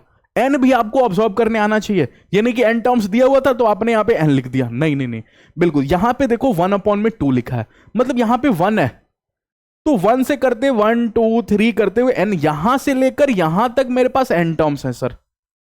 ठीक है, लेकिन मेरे पास एक और टर्म तो है 1, उसी को तो आप ये बोल रहे हो। ठीक है, तो कहीं ना कहीं टोटल टर्म सर मेरे पास n+1 है, n नहीं है। ओके, तो n+1 होगा डिग्री। अच्छा, ये मेरे को सर समझ में आ गया, 1 माइनस में r की पावर n, और फिर सर नीचे 1 माइनस में 1/r, मतलब 1/1 - 2। ठीक है, थोड़ा सा आगे बढ़ के इसको सॉल्व कर लेता हूं, इस 1 को तो हटा ही देता हूं, इसका कोई काम नहीं है। कितने लोगों को समझ में आ गया, 2 - 1 1 हो जाएगा, 2 ऊपर चला जाएगा, तो लिखा है 2, 1 माइनस में 1/2 की पावर n+1 सोच जाना, यही लिखा हुआ है। ओके, अच्छा अब मैं दिमाग लगाता हूं इसके ऊपर, इनफाइनाइट के ऊपर। तो ये तो आसान है, इनफाइनाइट मतलब सिंपल सा 1 माइनस में R, that is 1/2। Okay, A upon में 1 माइनस आर। ठीक है, अच्छा तो ये तो सर फिर से ये मेरे को दिख रहा है 2, ये तो सिर्फ 2 दिख रहा है, सोच के देखो, ये तो सिर्फ 2 दिख रहा है, क्योंकि नीचे का अगर आप एलसीएम लोगे तो ये 2 और 2 - 1 1, और ये 2 ऊपर चला गया तो सिर्फ 2 आया। अब कहानी में दिया हुआ S minus S N less than 1/1000, S minus में एस एन लेस देन 1/1000 दिया हुआ है। ठीक है, और एन की लीस्ट वैल्यू पूछ रहा है। कितने लोग मेरे को बताएंगे इसमें देख के कि सर एस की वैल्यू आप अभी अभी निकाले, एस की वैल्यू आपने निकाला कहीं जाके यहां पे, और एस की वैल्यू आप 2 रखोगे यहां पे। ठीक है, अरे जो क्वेश्चन में बोला मैं उसी कटिंग कर रहा हूं, रटा हुआ थोड़ी है कुछ भी। एस एन की वैल्यू बोलो वहां से देख के, 2 1 माइनस में 2 1 माइनस में 1/2 की पावर n-1, 1/2 की पावर n+1। अच्छा ठीक है सर, लेस देन 1/1000। अच्छा, जिसको समझ में आएगा अगली लाइन में वो कॉमन ही लेगा, इसके अलावा क्या ही कर सकता है, 2 को कॉमन ले लेगा। ठीक है, 2 को कॉमन लेते ही यहां से कहीं 1 रह गया, माइनस में 0 0 0 0 0, यहां से क्या रह जाएगा, यहां से रह जाएगा सर 1 माइनस में 1/2 की पावर n+1। अच्छा okay okay okay okay okay, ये काम करता हूं, सुनना, अभी कॉमन ना लेके ना इस 2 की मल्टीप्लाई कर लेता हूं, कॉमन नहीं निकालता हूं, 2 की मल्टीप्लाई कर लेता हूं। ठीक है, ऐसा क्यों मेरे दिमाग में आया, सुन, अगली लाइन में आपको पता चलेगा। अगर मैं 2 की मल्टीप्लाई करता हूं, यहां से तो 2 रहा, ठीक है, इस 2 की 1 से मल्टीप्लाई टूटा है, 2 से 2 कैंसिल हो जाए, काम ही खत्म हो जाए 2 का यहां पे। इसलिए मैंने अगली लाइन में देखा कि क्यों ना मैं 2 की मल्टीप्लाई कर दूं, जो मैं कॉमन निकाल रहा था, ताकि 2 से 2 ही खत्म हो जाए, सिर्फ मेरे पास दुनिया में n ही दिखे, क्योंकि सामने वाला n की लिस्ट वैल्यू पूछ रहा है। ठीक है, अच्छा अगर इस 2 की 1/2 में मल्टीप्लाई करता हूं तो दिमाग लगाओ, अगर मैं इस 1/2 में 2 की मल्टीप्लाई करता हूं तो एक 2 से एक 2 खत्म हो जाएगा, सोचो n+1, अरे ये तो 1 के माथे पे n+1 कुछ नहीं है ना, एक्चुअल में n+1 तो 2 के माथे पे है, तो 2 के माथे पे n+1 था, जिसमें से एक लोग को मैंने कम कर दिया। तो क्या मेरे पास टोटल, इस 2 की मल्टीप्लाई कर रहा हूं, मेरे पास टोटल 1/2 की पावर n नहीं पता पड़ा है, नहीं क्लिक किया, अरे बच्चे को क्लिक नहीं किया, जब तक क्लिक नहीं करता मेरे को वो अंदर से फील नहीं होता कि हाँ आपको समझ में आया, ठीक है। क्योंकि मैं भी जब स्टूडेंट था ना तो इन सभी चीजों पे बहुत कंफ्यूजन होता था। मल्टीप्लाई डिवाइड अपन ने बचपन में सीखा तो होता है, लेकिन इतना डीप में कहां पढ़ा होता है। 1/2 की पावर n+1, इसकी मल्टीप्लाई तो करना है, ठीक है। अगर मैं सोचू ये 2 इंटू में 1/2 की पावर n+1 करता हूं, ठीक है, तो लिखा है 2 इंटू में, अगर मैं इसको देखूं तो लिखा है 2 की पावर n इंटू 2। अरे अब दिमाग लगा, अब दिख गया आपको, अगर अब दिख गया तो 2 से 2 खत्म कर दूंगा, तो ये लिखा है 1/2 की पावर n। उसको मैं डायरेक्ट सोचने का सिखा रहा था कि ये लिखा है 1/2 की पावर n+1। अब 2 के माथे पे n+1 है, ये 2 से 2 तो कैंसिल नहीं होगा ना, तो 2 की पावर n+1 में से एक 2 खत्म हो गया तो n2 बचा, तो 2 की पावर n। अच्छा, okay okay okay okay okay, ठीक है। और ये माइनस का 2 था ही, एक और तो माइनस का 2 आएगा ना, ये तो 2 माइनस का 2 और ये प्लस का हो जाएगा, माइनस और माइनस प्लस का, लेस देन 1/1000। अच्छा, अगर सर इतना है तो मेरे को दिख रहा है 2 से 2 खत्म हो गया। सोचो 2 से 2 खत्म हो गया, ये लिखा है सर 1/2 की पावर n लेस देन 1/1000। अब सोचना, अब मैं इसको अगर पलटू तो 2 की पावर n ग्रेटर देन 1000। अब डायरेक्ट तो नहीं कंपेयर कर सकता क्योंकि 1002 की कुछ डिग्री नहीं होती है, ठीक है। तो यहां पे जस्ट तुक्का मारेंगे ऐसे ही, n की वैल्यूज रख रख के चेक करेंगे। तो अगर आप n की 1 वैल्यू रखोगे काम नहीं चलेगा, n की लास्ट में 9 वैल्यू रखो, 2 की पावर 9। क्या ये 1000 से बड़ा होता है? नहीं सर, 2 की पावर 9 1000 से बड़ा कहां होगा? 2 to 4, 4 to 8, 8 to 16, 16 to 32, फिर 6 तक तो 64 होगा, ओके। 64 के बाद फिर आप 7 करोगे तो 128 होगा, ठीक है। अभी भी नहीं होगा 120 की 128 में फिर आप 2 की मल्टीप्लाई करोगे तो 12 टू आपको 24 और 6, अभी भी नहीं होगा आपको, ओके। तो 9 तक तो मेरे को बड़ा नहीं दिख रहा, ठीक है। लेकिन अगर मैं 2 की पावर 10 करता हूं, सुनना सुनना, 2 की पावर 10 करता हूं ग्रेटर देन 1000, अब सोचो 2 की पावर 10, अब ये शायद हो जाना चाहिए, अब ये सही हो जाना चाहिए। और 10 के बाद अगर 10 पे सही है तो 10 के बाद तो कोई वैल्यू पे सही होगा, तो n की जो मिनिमम वैल्यू होगा वो 10 हो जाएगा। कहानी क्लिक की, ओके ओके। चलिए नेक्स्ट क्वेश्चन में मूव करते हैं, ठीक। ये समझ में आ गया आपको? 2 की पावर 9, ये मेरे को देखना है ना, देखो मैं डायरेक्ट नहीं यहां पे सोच सकता क्योंकि 1002 की कुछ डिग्री नहीं होती है, ठीक है।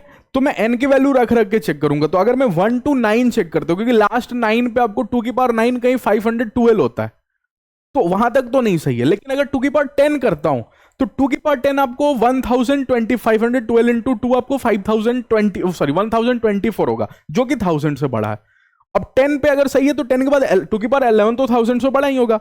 सामने वाले को मिनिमम वैल्यू चाहिए था तो मिनिमम वैल्यू 10 हो गई, ठीक है।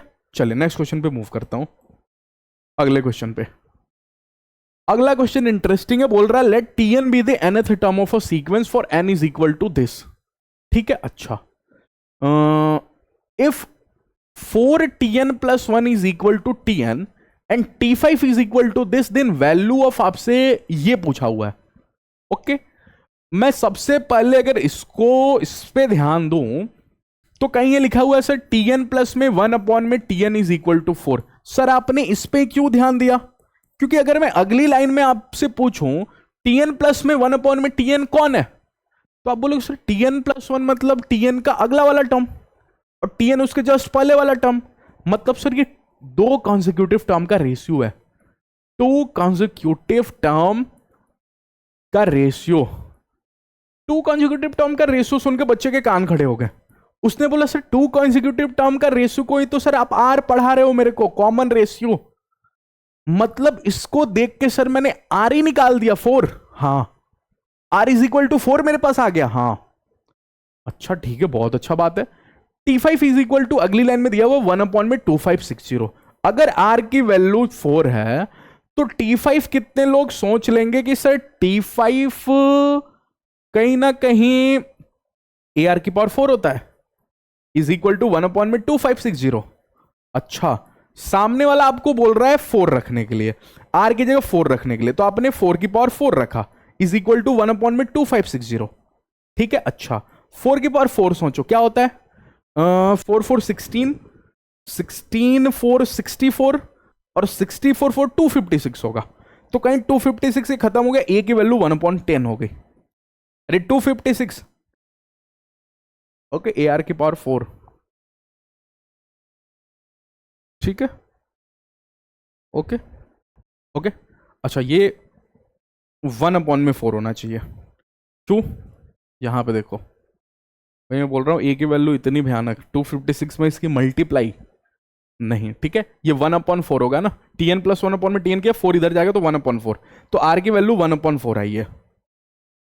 ठीक है, R इज इक्वल टू 1/4। तो अगर R इज इक्वल टू 1/4 है तो 1/4 की पावर 4 है, तो ये 256 होगा। 256 इसको कैंसिल करके 1/10, तो A की वैल्यू 1/10 आई है, R की वैल्यू 1/4 आई है। सर अगर A और R आ गया तो मैं पूरी सीरीज लिख सकता हूं, हाँ, लेकिन मैं भी थोड़ा वेट करता हूं। क्वेश्चन वाला अब क्या पूछा था, मैं उस पर बात करता हूं। क्वेश्चन वाला पूछा है सर समेसन में n is equal to 1 infinite TN plus 1 into में TN। ठीक है। अच्छा, अगर मैं TN प्लस 1 वहां से देखूं तो ये लिखा है सर समेसन में n इज इक्वल टू 1 से इनफाइनाइट। ओके। अच्छा, TN प्लस 1 को अगर वहां से देखूं तो सर TN प्लस 1 कहीं TN/4 होगा, तो ये सर लिखा है TN²/4। सोच जाओ, दिमाग लगाओ, TN²/4। हाँ, अब सर TN²/4 n की वैल्यू दिया हुआ है समेसन में, यहां पे मेरे पास TN पड़ा हुआ है, तो एक काम करता हूं TN को n के फॉर्म में लिखता हूं, दिमाग लगा के TN को n के फॉर्म में। तो यहां पे सर पहली लाइन दिया हुआ है TN be the nth term of a sequence this, तो TN की वैल्यू यहां से बोलो, क्या TN अपने आप में AP को रिप्रेजेंट कर रहा है। 1 2 3 4 5 से ऐसे चलते हुए कहानी n टर्म्स तक अगर चलती है तो ये होता है n+1/2। Okay, n+1/2। तो सर इससे क्या फायदा होगा मेरे को, इससे मेरे को फायदा क्या होगा। ओके। अच्छा, लेकिन यहाँ पे सम नहीं है ना, बीच में कॉमा है, ये सम का फॉर्मूला होता है, कॉमा है। ओके, सम नहीं है। अच्छा, फिर क्या दिमाग लगाना चाहिए, सोचो। सबसे पहले तो 1/4 को बाहर कर दूं क्योंकि कांस्टेंट है। समेसन में n इज इक्वल टू 1 से इंफिनिटी TN² लिखा हुआ है। अगले पेज पे आ जाता हूं, थोड़ा सा दिमाग काम करेगा, स्पेस रहेगा, तो 1/4 समेसन में n इज इक्वल टू 0 से इंफिनिटी, यहां पे लिखा है TN²। ओके। अच्छा, n इज इक्वल टू 0 ही दिया हुआ है ना, या n is equal to 1, sorry, n is equal to 1 दिया हुआ है। ओके, तो अगर मैं n इज इक्वल टू 1 यहां पे रख के चेक करता हूं, सब में समेसन को अगर मैं खोलता हूं तो कितने लोग सोच जाएंगे सर ये TN² लिखा हुआ है, T1², ये लिखा है T2² और ये लिखा है T3², ऐसे ही करते हुए इनफाइनाइट तक। क्या मेरे पास T1 पता है, सोचो। सर मेरे पास T1 पता है A, तो ये लिखा है A², ये लिखा है सर A² R², सोचो, और ये लिखा है A³ R³। ओके, इनफाइनाइट तक। ओके, अरे T1 की वैल्यू A है, जीबी की अगर बात कर रहे हो तो T2 की वैल्यू AR है, चूंकि सामने वाला उसका स्क्वायर करा रहा है तो A² R²। अच्छा सर, इसका सम अभी अभी देख के आए, A² R², इसका सम अभी अभी देख के आए। क्या A बोलो, A की वैल्यू A², आज के दिन कॉम पहला टर्म A² है। ओके, 1 माइनस में R, इनफाइनाइट तक की बात हो रही है तो 1 माइनस में R की वैल्यू बोलो, R की वैल्यू सर R²। ठीक है, अब मेरे पास A पड़ा है, 1 पड़ा, A पड़ा है, R पड़ा है, A की वैल्यू बोलो क्या था, A की वैल्यू 1/10, तो ये लिखा है 1/10 का स्क्वायर। ठीक है। अच्छा, 1 माइनस में R की वैल्यू बोलो, R की वैल्यू भी है आपके पास, हाँ, R की वैल्यू है 1/4, तो लिखा 1/4 का स्क्वायर। अब इसको सॉल्व करके आप कमेंट सेक्शन मेरे को आंसर कर देना। ठीक है, मैं नेक्स्ट क्वेश्चन पे मूव कर देता हूं।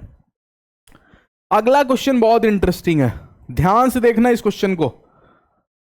इस बार क्वेश्चन क्या बोल रहा है, इस बार क्वेश्चन बोल रहा है Tn is equal to this. अभी अभी आपको ये बताया था, बीच में कॉमा था इसीलिए उसको नहीं लिखा कि ये एपी में 1 प्लस 2 प्लस 3 प्लस 4 से लेके n तक, इसका सम डायरेक्ट याद रखना n प्लस 1 अपॉन में 2 होता है।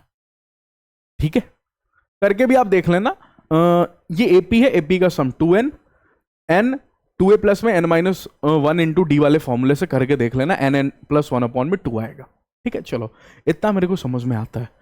ये लिखा है, सुनना देखना क्या, समेसन में i इज इक्वल टू 3 से इनफाइनाइट तक, फिर इसके अंदर भी एक समेसन लिखा हुआ है 3 अपॉन में ti की पावर k, ठीक है, is equal to p by Q लिखा हुआ है। मेरे को शायद p और q की वैल्यू बतानी है, then find the value of 3q minus में, मतलब p और q बताना है मेरे को। ठीक है, अच्छा मैं काम करता हूं, सबसे पहले अंदर वाले समेसन से बात करता हूं। बाहर वाले समेसन को मैं एज इट इज लिख देता हूं, i इज इक्वल टू 3 से इनफाइनाइट। अंदर वाले समेसन पे ध्यान देता हूं, अंदर वाला summation k is equal to 1 से इनफाइनाइट तक है। ठीक है, अगर आप अंदर वाले समेसन को देखोगे तो ये लिखा है 3 बाई ti। ठीक है, पहला टर्म देखो, k की जगह 1 रखने वाला हूं, तो k की जगह 1 रखने से 3 अपॉन में ti हो गया। अगली बारी 2 रखूंगा, 2 रखने के साथ ही 3 अपॉन में ti का स्क्वायर आप मना नहीं करोगे। ठीक है, फिर 3 रखने के साथ ही 3 अपॉन में ti की पावर 3 हो गया। अच्छा सर, ये तो एक जीपी बनती हुई जा रही है, कहां तक चलना है अपन को, इनफाइनाइट तक, is equal to P by Q अपना चल ही रहा है। ओके, अगले पेज पे आ जाऊं। अगर ये जीपी है तो यहां तक मेरे को, अगले पेज में मैं जाता हूं उससे पहले आप मेरे को इसका सम बता दो, ताकि लिखना मेरे को अगले पेज में इजी लगेगा। i इज इक्वल टू 3 बाहर का सम है, बिल्कुल मेरे साथ रहना, बिल्कुल इधर उधर बातें नहीं सोचनी, तो क्वेश्चन नहीं समझ में आएगा। ये अब अच्छे क्वेश्चन मैं आपको दिखा रहा हूं। ठीक है, अभी आज के क्लास में, आज के टॉपिक पे तो मूव ही नहीं किया, आज का जो टॉपिक है अभी सिर्फ क्वेश्चन ही कर रहे हैं। i इज इक्वल टू 3 से इनफाइनाइट। अच्छा अच्छा, अंदर वाला मेरे को जीपी दिख रहा है सर, अंदर वाला जीपी ए बोलो, क्योंकि ए अपॉन में 1 माइनस आर, ए बोलो 3 अपॉन में ti। ठीक है, अच्छा 3 अपॉन में ti ए, 1 माइनस में आर, 1 माइनस में 3 अपॉन में ti। ओके, अच्छा is equal to P by Q, चलो बाद में लिखेंगे। अगली लाइन में बोलो समेसन में i is equal to 3 infinite. अच्छा अच्छा अच्छा अच्छा अच्छा सर, ti से ti खत्म होता हुआ दिख रहा है, एलसीएम लेके अगर आप सोच पाते हो तो ti से ti खत्म हो जाएगा। तब तक ऊपर बोलो क्या 3, हाँ नीचे कहीं सर ti माइनस 3, सोच जाओ, सोच गए। अच्छा, अब अगली लाइन में मेरे पास रह गया, अगले पेज में समेसन में i is equal to, i कहां से चल रहा है, i की स्टार्टिंग क्या है, 3 से इनफाइनाइट, 3 से इनफाइनाइट। ओके, अच्छा अरे एक मिनट, 3 अपॉन में ti अपॉन में 3, 3 अपॉन में ti माइनस 3। अब इस पे बात करते हैं। ओके, अगर आप इस पे बात करोगे, मेरे को ti की जगह रख देना चाहिए, ti की जगह मेरे को वैल्यू सोच जाना चाहिए। अच्छा, ti की जगह क्या वैल्यू सोचना चाहिए, सबसे पहले 3 को तो बाहर कर लो, क्योंकि कांस्टेंट है सर, किसी काम का है नहीं, तो सबसे पहले उसको ओके, मैंने आपको स्टार्टिंग में बोला था क्या, इसको देख के, इसको देख के मैंने बोला था अगर tn की वैल्यू n प्लस 1 अपॉन में 2 क्वेश्चन वाला दिया हुआ है, तो अगर यहीं से आप सोचोगे ti की वैल्यू, तो क्या ti की वैल्यू i प्लस 1 अपॉन में 2 नहीं होगा, सोचो i प्लस 1 अपॉन में 2, तो मैं ti की जगह रखने जा रहा हूं i प्लस 1 अपॉन में 2। तो ये लिखा है समेसन में i इज इक्वल टू 3 से इनफाइनाइट। अगर मेरा tn n plus 1 n into n plus 1 upon में 2 था, तो इसकी जगह मैं i प्लस 1 अपॉन में 2 लिख देता हूं। ठीक है, माइनस में 3, ये क्यों रखा सर आपने, क्योंकि i इज इक्वल टू 3 दिया हुआ है। ठीक है, ओके, और मेरे पास कोई सीरीज नहीं है, इसलिए मैं t3 t4 इस पे बात ही नहीं कर सकता। ओके, तो मैंने ये रख दिया। अच्छा अच्छा अच्छा, अब अगली लाइन में सर आप एलसीएम लोगे अगर, तो ये समेसन में i is equal to 3 infinite, इस 3 को मैंने रोक के रखा हुआ, क्यों, ताकि एलसीएम 2 हो 6 है, फिर मैं 6 को बाहर ले लूं। ओके, अच्छा मैंने 6 को बाहर ले लिया। ऊपर देखोगे 1 अपॉन में ये लिखा है आपको i प्लस 1। ठीक है, अच्छा और अगर आपने 2 एलसीएम लिया अपॉन में 2, तो ये माइनस का 6 लिखा हुआ है। कहानी क्लिक की, अच्छा अच्छा अच्छा अच्छा, इतनी सी कहानी क्लिक की। ध्यान से देखना है क्वेश्चन 6 समेशन में I is equal to 3 infinite. अगर आप यहां पे देखोगे 1 अपॉन में, तो इसकी मल्टीप्लाई करते हैं, ये हो जाएगा आई स्क्वायर प्लस में आई माइनस में 6। ओके, अब मैं थोड़ा जल्दी करता हूं 6 समेशन में, क्योंकि इतने देर से आपको समझाना था। आई इज इक्वल टू 3 से इन्फिनिटी। ओके, इसकी बात करोगे तो मल्टीप्लाई करने पे 6 और माइनस करने पे 1 आना चाहिए, शायद 3 और 2 होता है, तो मैं इसको लिख दूं i3 और i2। ओके, बीच वाला साइन किसको दे दूं, बड़े वाले को, तो यहां पे प्लस और यहां पे माइनस। कहानी क्लिक की। अब एक फॉर्मूला सुनना मेरा, जो आपको इंटीग्रेशन में भी काम में आएगा, बहुत इंटरेस्टिंग फॉर्मूला है। कभी भी 1 अपॉन में 2 ब्रैकेट्स दिए हुए हो, ठीक है, सुनना, अगर कभी भी 1 अपॉन में 2 ब्रैकेट्स दिया हुआ हो, तो इसको लिखने का क्या तरीका होता है, सुन लेना ध्यान से। दूसरे पेन से लिख देता हूं ताकि आपको आज जितना भी डायलॉग सिखाया ना, सब इंपॉर्टेंट है। 1 अपॉन में डिफरेंस, 1 अपॉन में छोटा वाला माइनस में 1 अपॉन में बड़ा वाला। दिख रहा है आपको? ओके, थोड़ा सा वहां से कट हो गया है, तो नोट्स में तो आपको ये सब मिल ही जाएगा। ये वाला याद रखना, ये डायलॉग। तो आज के दिन तो सर वही है ना, 2 ब्रैकेट्स। हां, तो इसमें लिखता हूं, अगर 2 ब्रैकेट है तो दोनों का डिफरेंस बोलो, दोनों का डिफरेंस। अगर आप दोनों का डिफरेंस देखोगे बीच में माइनस करके, तो कहीं आई से आई खत्म हो जाएगा। 3 और माइनस में -2 कहीं 1/5 होगा। तो 1 अपॉन डिफरेंस मतलब सर बाहर 6/5 लिखने के लिए मैं रेडी हूं। ओके, अंदर ही अंदर समेशन में अपना चल रहा है आई इज इक्वल टू 3 से इंफिनिटी, ब्रैकेट के अंदर 1 अपॉन में छोटा वाला पार्टी बोलो, छोटा वाला पार्टी i-2 है, तो i-2 लिखो, माइनस में 1 अपॉन में बड़ा वाला पार्टी i प्लस में 3। अरे यही मैंने लिखने का तरीका सिखाया। जब भी आपको 1 अपॉन में 2 ब्रैकेट्स दिख रहे हो, ये इंटीग्रेशन में भी काम में आएगा जब अपन इंटीग्रेशन पढ़ रहे होंगे, ठीक है। तो लिखने का तरीका होता है 1 अपॉन में दोनों डब्बे का डिफरेंस, 1 अपॉन में छोटा वाला माइनस 1 अपॉन में बड़ा वाला। सर ये आपने किया क्यों? क्योंकि समेशन खोलना सम और डिफरेंस में इजी हो जाता है। मल्टीप्लाई में आप खोलोगे तो कुछ कैंसिल नहीं होगा, लेकिन जब आप डिफरेंस वाले में, माइनस वाले में खोलोगे, तो देखो खुलते ही कुछ ना कुछ कैंसिल होगा। ये 6/5 है। जल्दी से मेरे साथ रख के आई की जगह 3 रखो। आई की जगह 3 रखते ही 1 अपॉन में 3 - 2 1 होता है, तो 1 अपॉन में 1, ठीक है। माइनस में यहां पे 3 रखो, 1 अपॉन में 3 प्लस में 3 6 होता है, ठीक है। अच्छा, फिर प्लस में 3 की जगह 3 के बाद 4 रखो, तो 4 माइनस में 2 कहीं 2 होगा, 1/2। माइनस में 4 इसमें रखते ही 1/7 होगा। ओके ओके ओके, अगली बारी रखो 4, ये आपने 4 रखा, 5 रखते ही 1 अपॉन में 3 है, 5 रखा आपने, ठीक है। माइनस में यहां पे रखा 5 प्लस में 3 8 होगा, अभी भी कुछ कैंसिल होता हुआ नहीं दिख रहा है। 6 रखो, 6 रखते ही कहीं आपको 6 माइनस में 2 4 होता है, 1/4।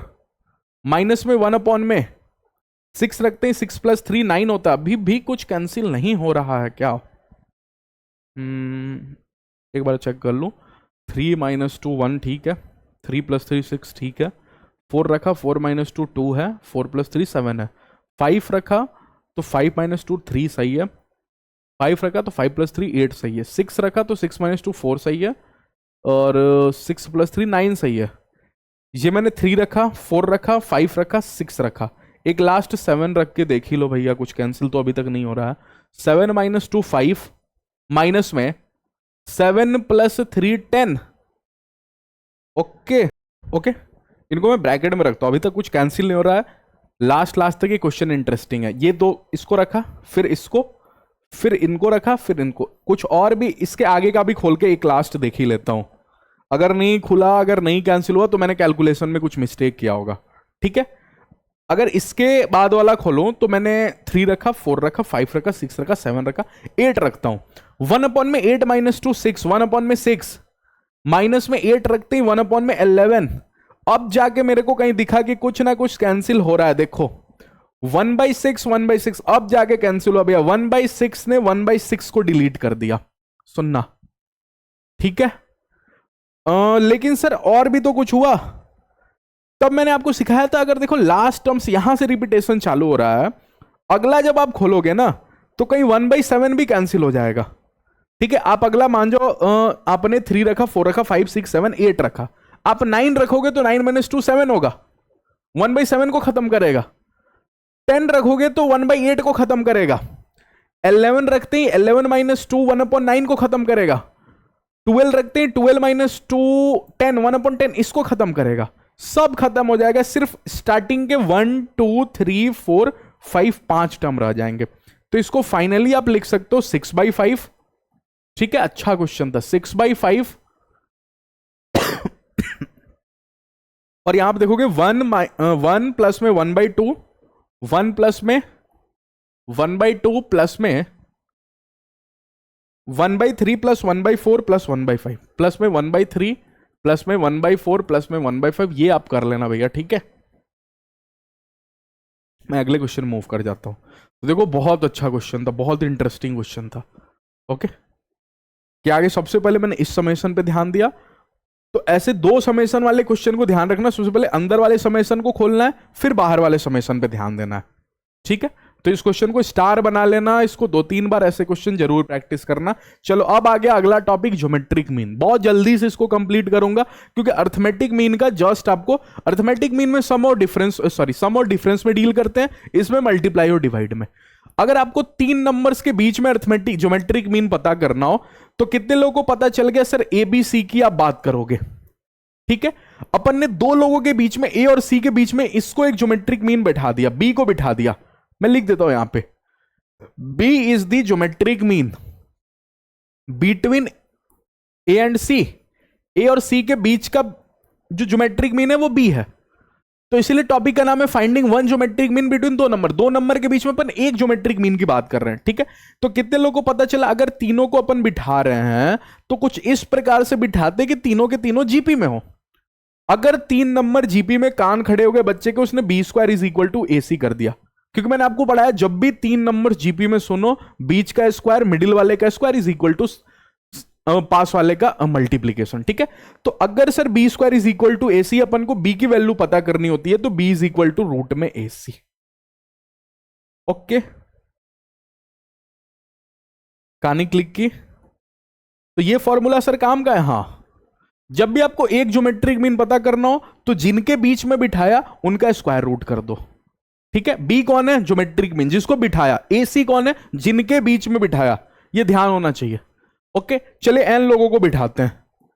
n लोगों को बिठाने का काम करते हैं। अगर n लोगों को बिठाने का काम करते हैं, सबसे पहले A और B था मार्केट में, अब अपन ने n GP को बिठा दिया जो कि ज्योमेट्रिक मीन है A और B के बीच का। तो अगर बिठाया तो सर T1 बैठा, T2 बैठा, T3 बैठा, T4 बैठा, ऐसे ही करते करते Tn बैठा। कितने लोगों को मेरा डायलॉग याद है अर्थमेटिक मीन के टाइम में जो मैंने डायलॉग बोला था? अब की बार ये T1 बन गया और T1 भैया कहीं T2 बन गए, T2 अपने आप में T3 बन गया। ठीक है, अच्छा इसलिए इसको A1 A2 बोल देना ज्यादा सही होगा।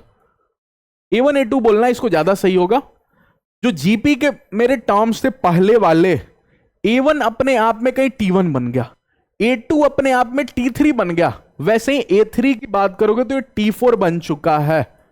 अच्छा, तो उसमें से D पता करते थे, तो कितने लोगों को समझ में आ गया? इसमें R पता करेंगे। सबसे लास्ट वाले को पकड़ते हैं। सर सबसे लास्ट वाला कौन है? B। कितने लोग बताएंगे B क्या बन चुका होगा?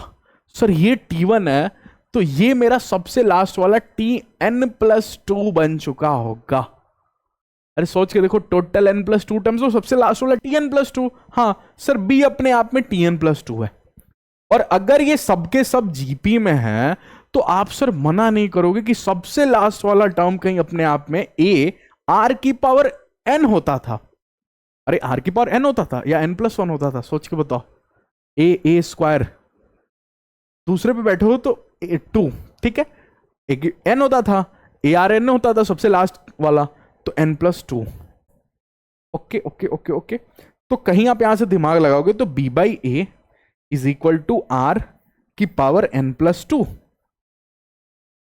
ओके ओके, अच्छा n-1 होता था ना, यहां पे गड़बड़ कर दिया।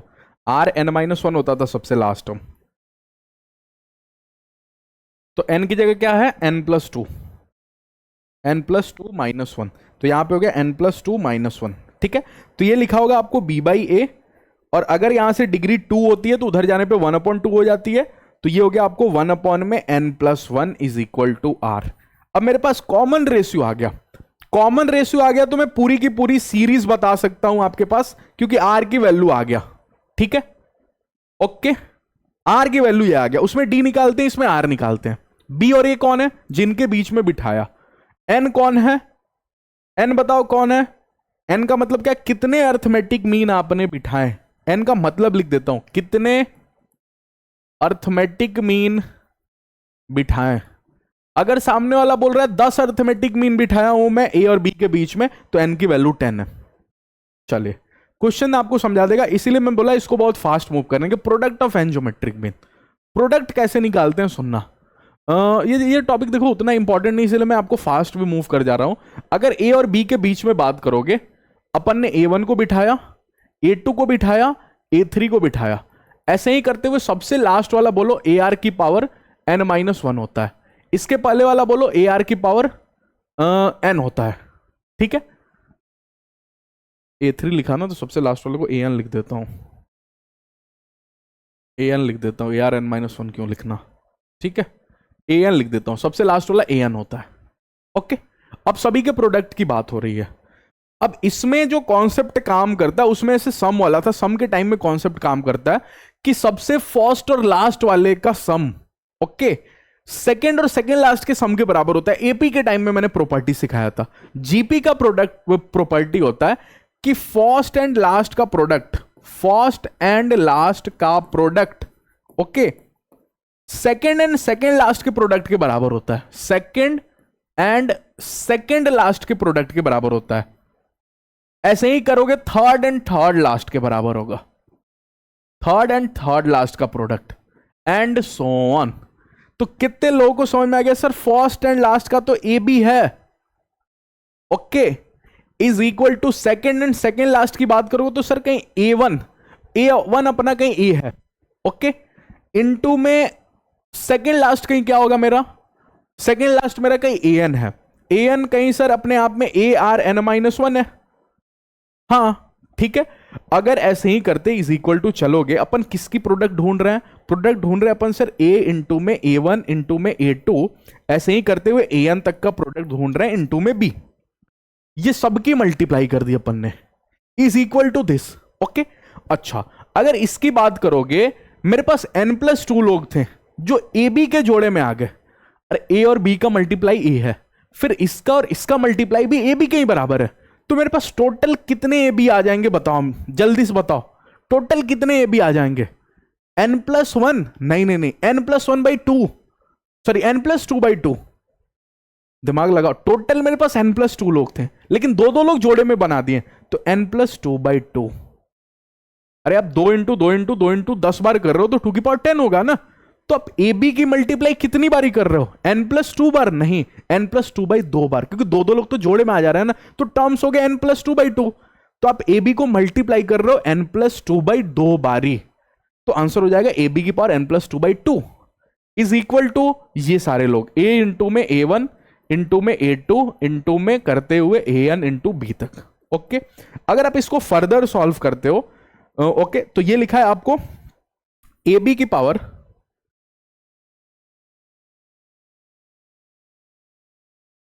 ये लिखा है आपको ए बी की पावर n/2, ठीक है। अच्छा, ए बी की पावर n/2 इंटू में ए बी, सोचो, अरे अपन ने n/2 को अलग कर दिया, फिर 2/2 को 1 कर दिया, ठीक है। A B is equal to A into में a1 इंटू a2 करते हुए an तक इंटू में b। अपन को प्रोडक्ट चाहिए था n ज्योमेट्रिक मीन का, तो a और b तो है ही नहीं ना ज्योमेट्रिक मीन में, a और b तो वो है जिनके बीच का ज्योमेट्रिक मीन अपन निकाल रहे हैं, तो प्रोडक्ट तो खाली अपन को a1 से लेके an तक चाहिए ना, और देखो a भी खत्म भी हो गया। तो अगर बात करोगे product of n geometric mean का, n ज्योमेट्रिक मीन का, तो बराबर आ गया ए बी की पावर n/2।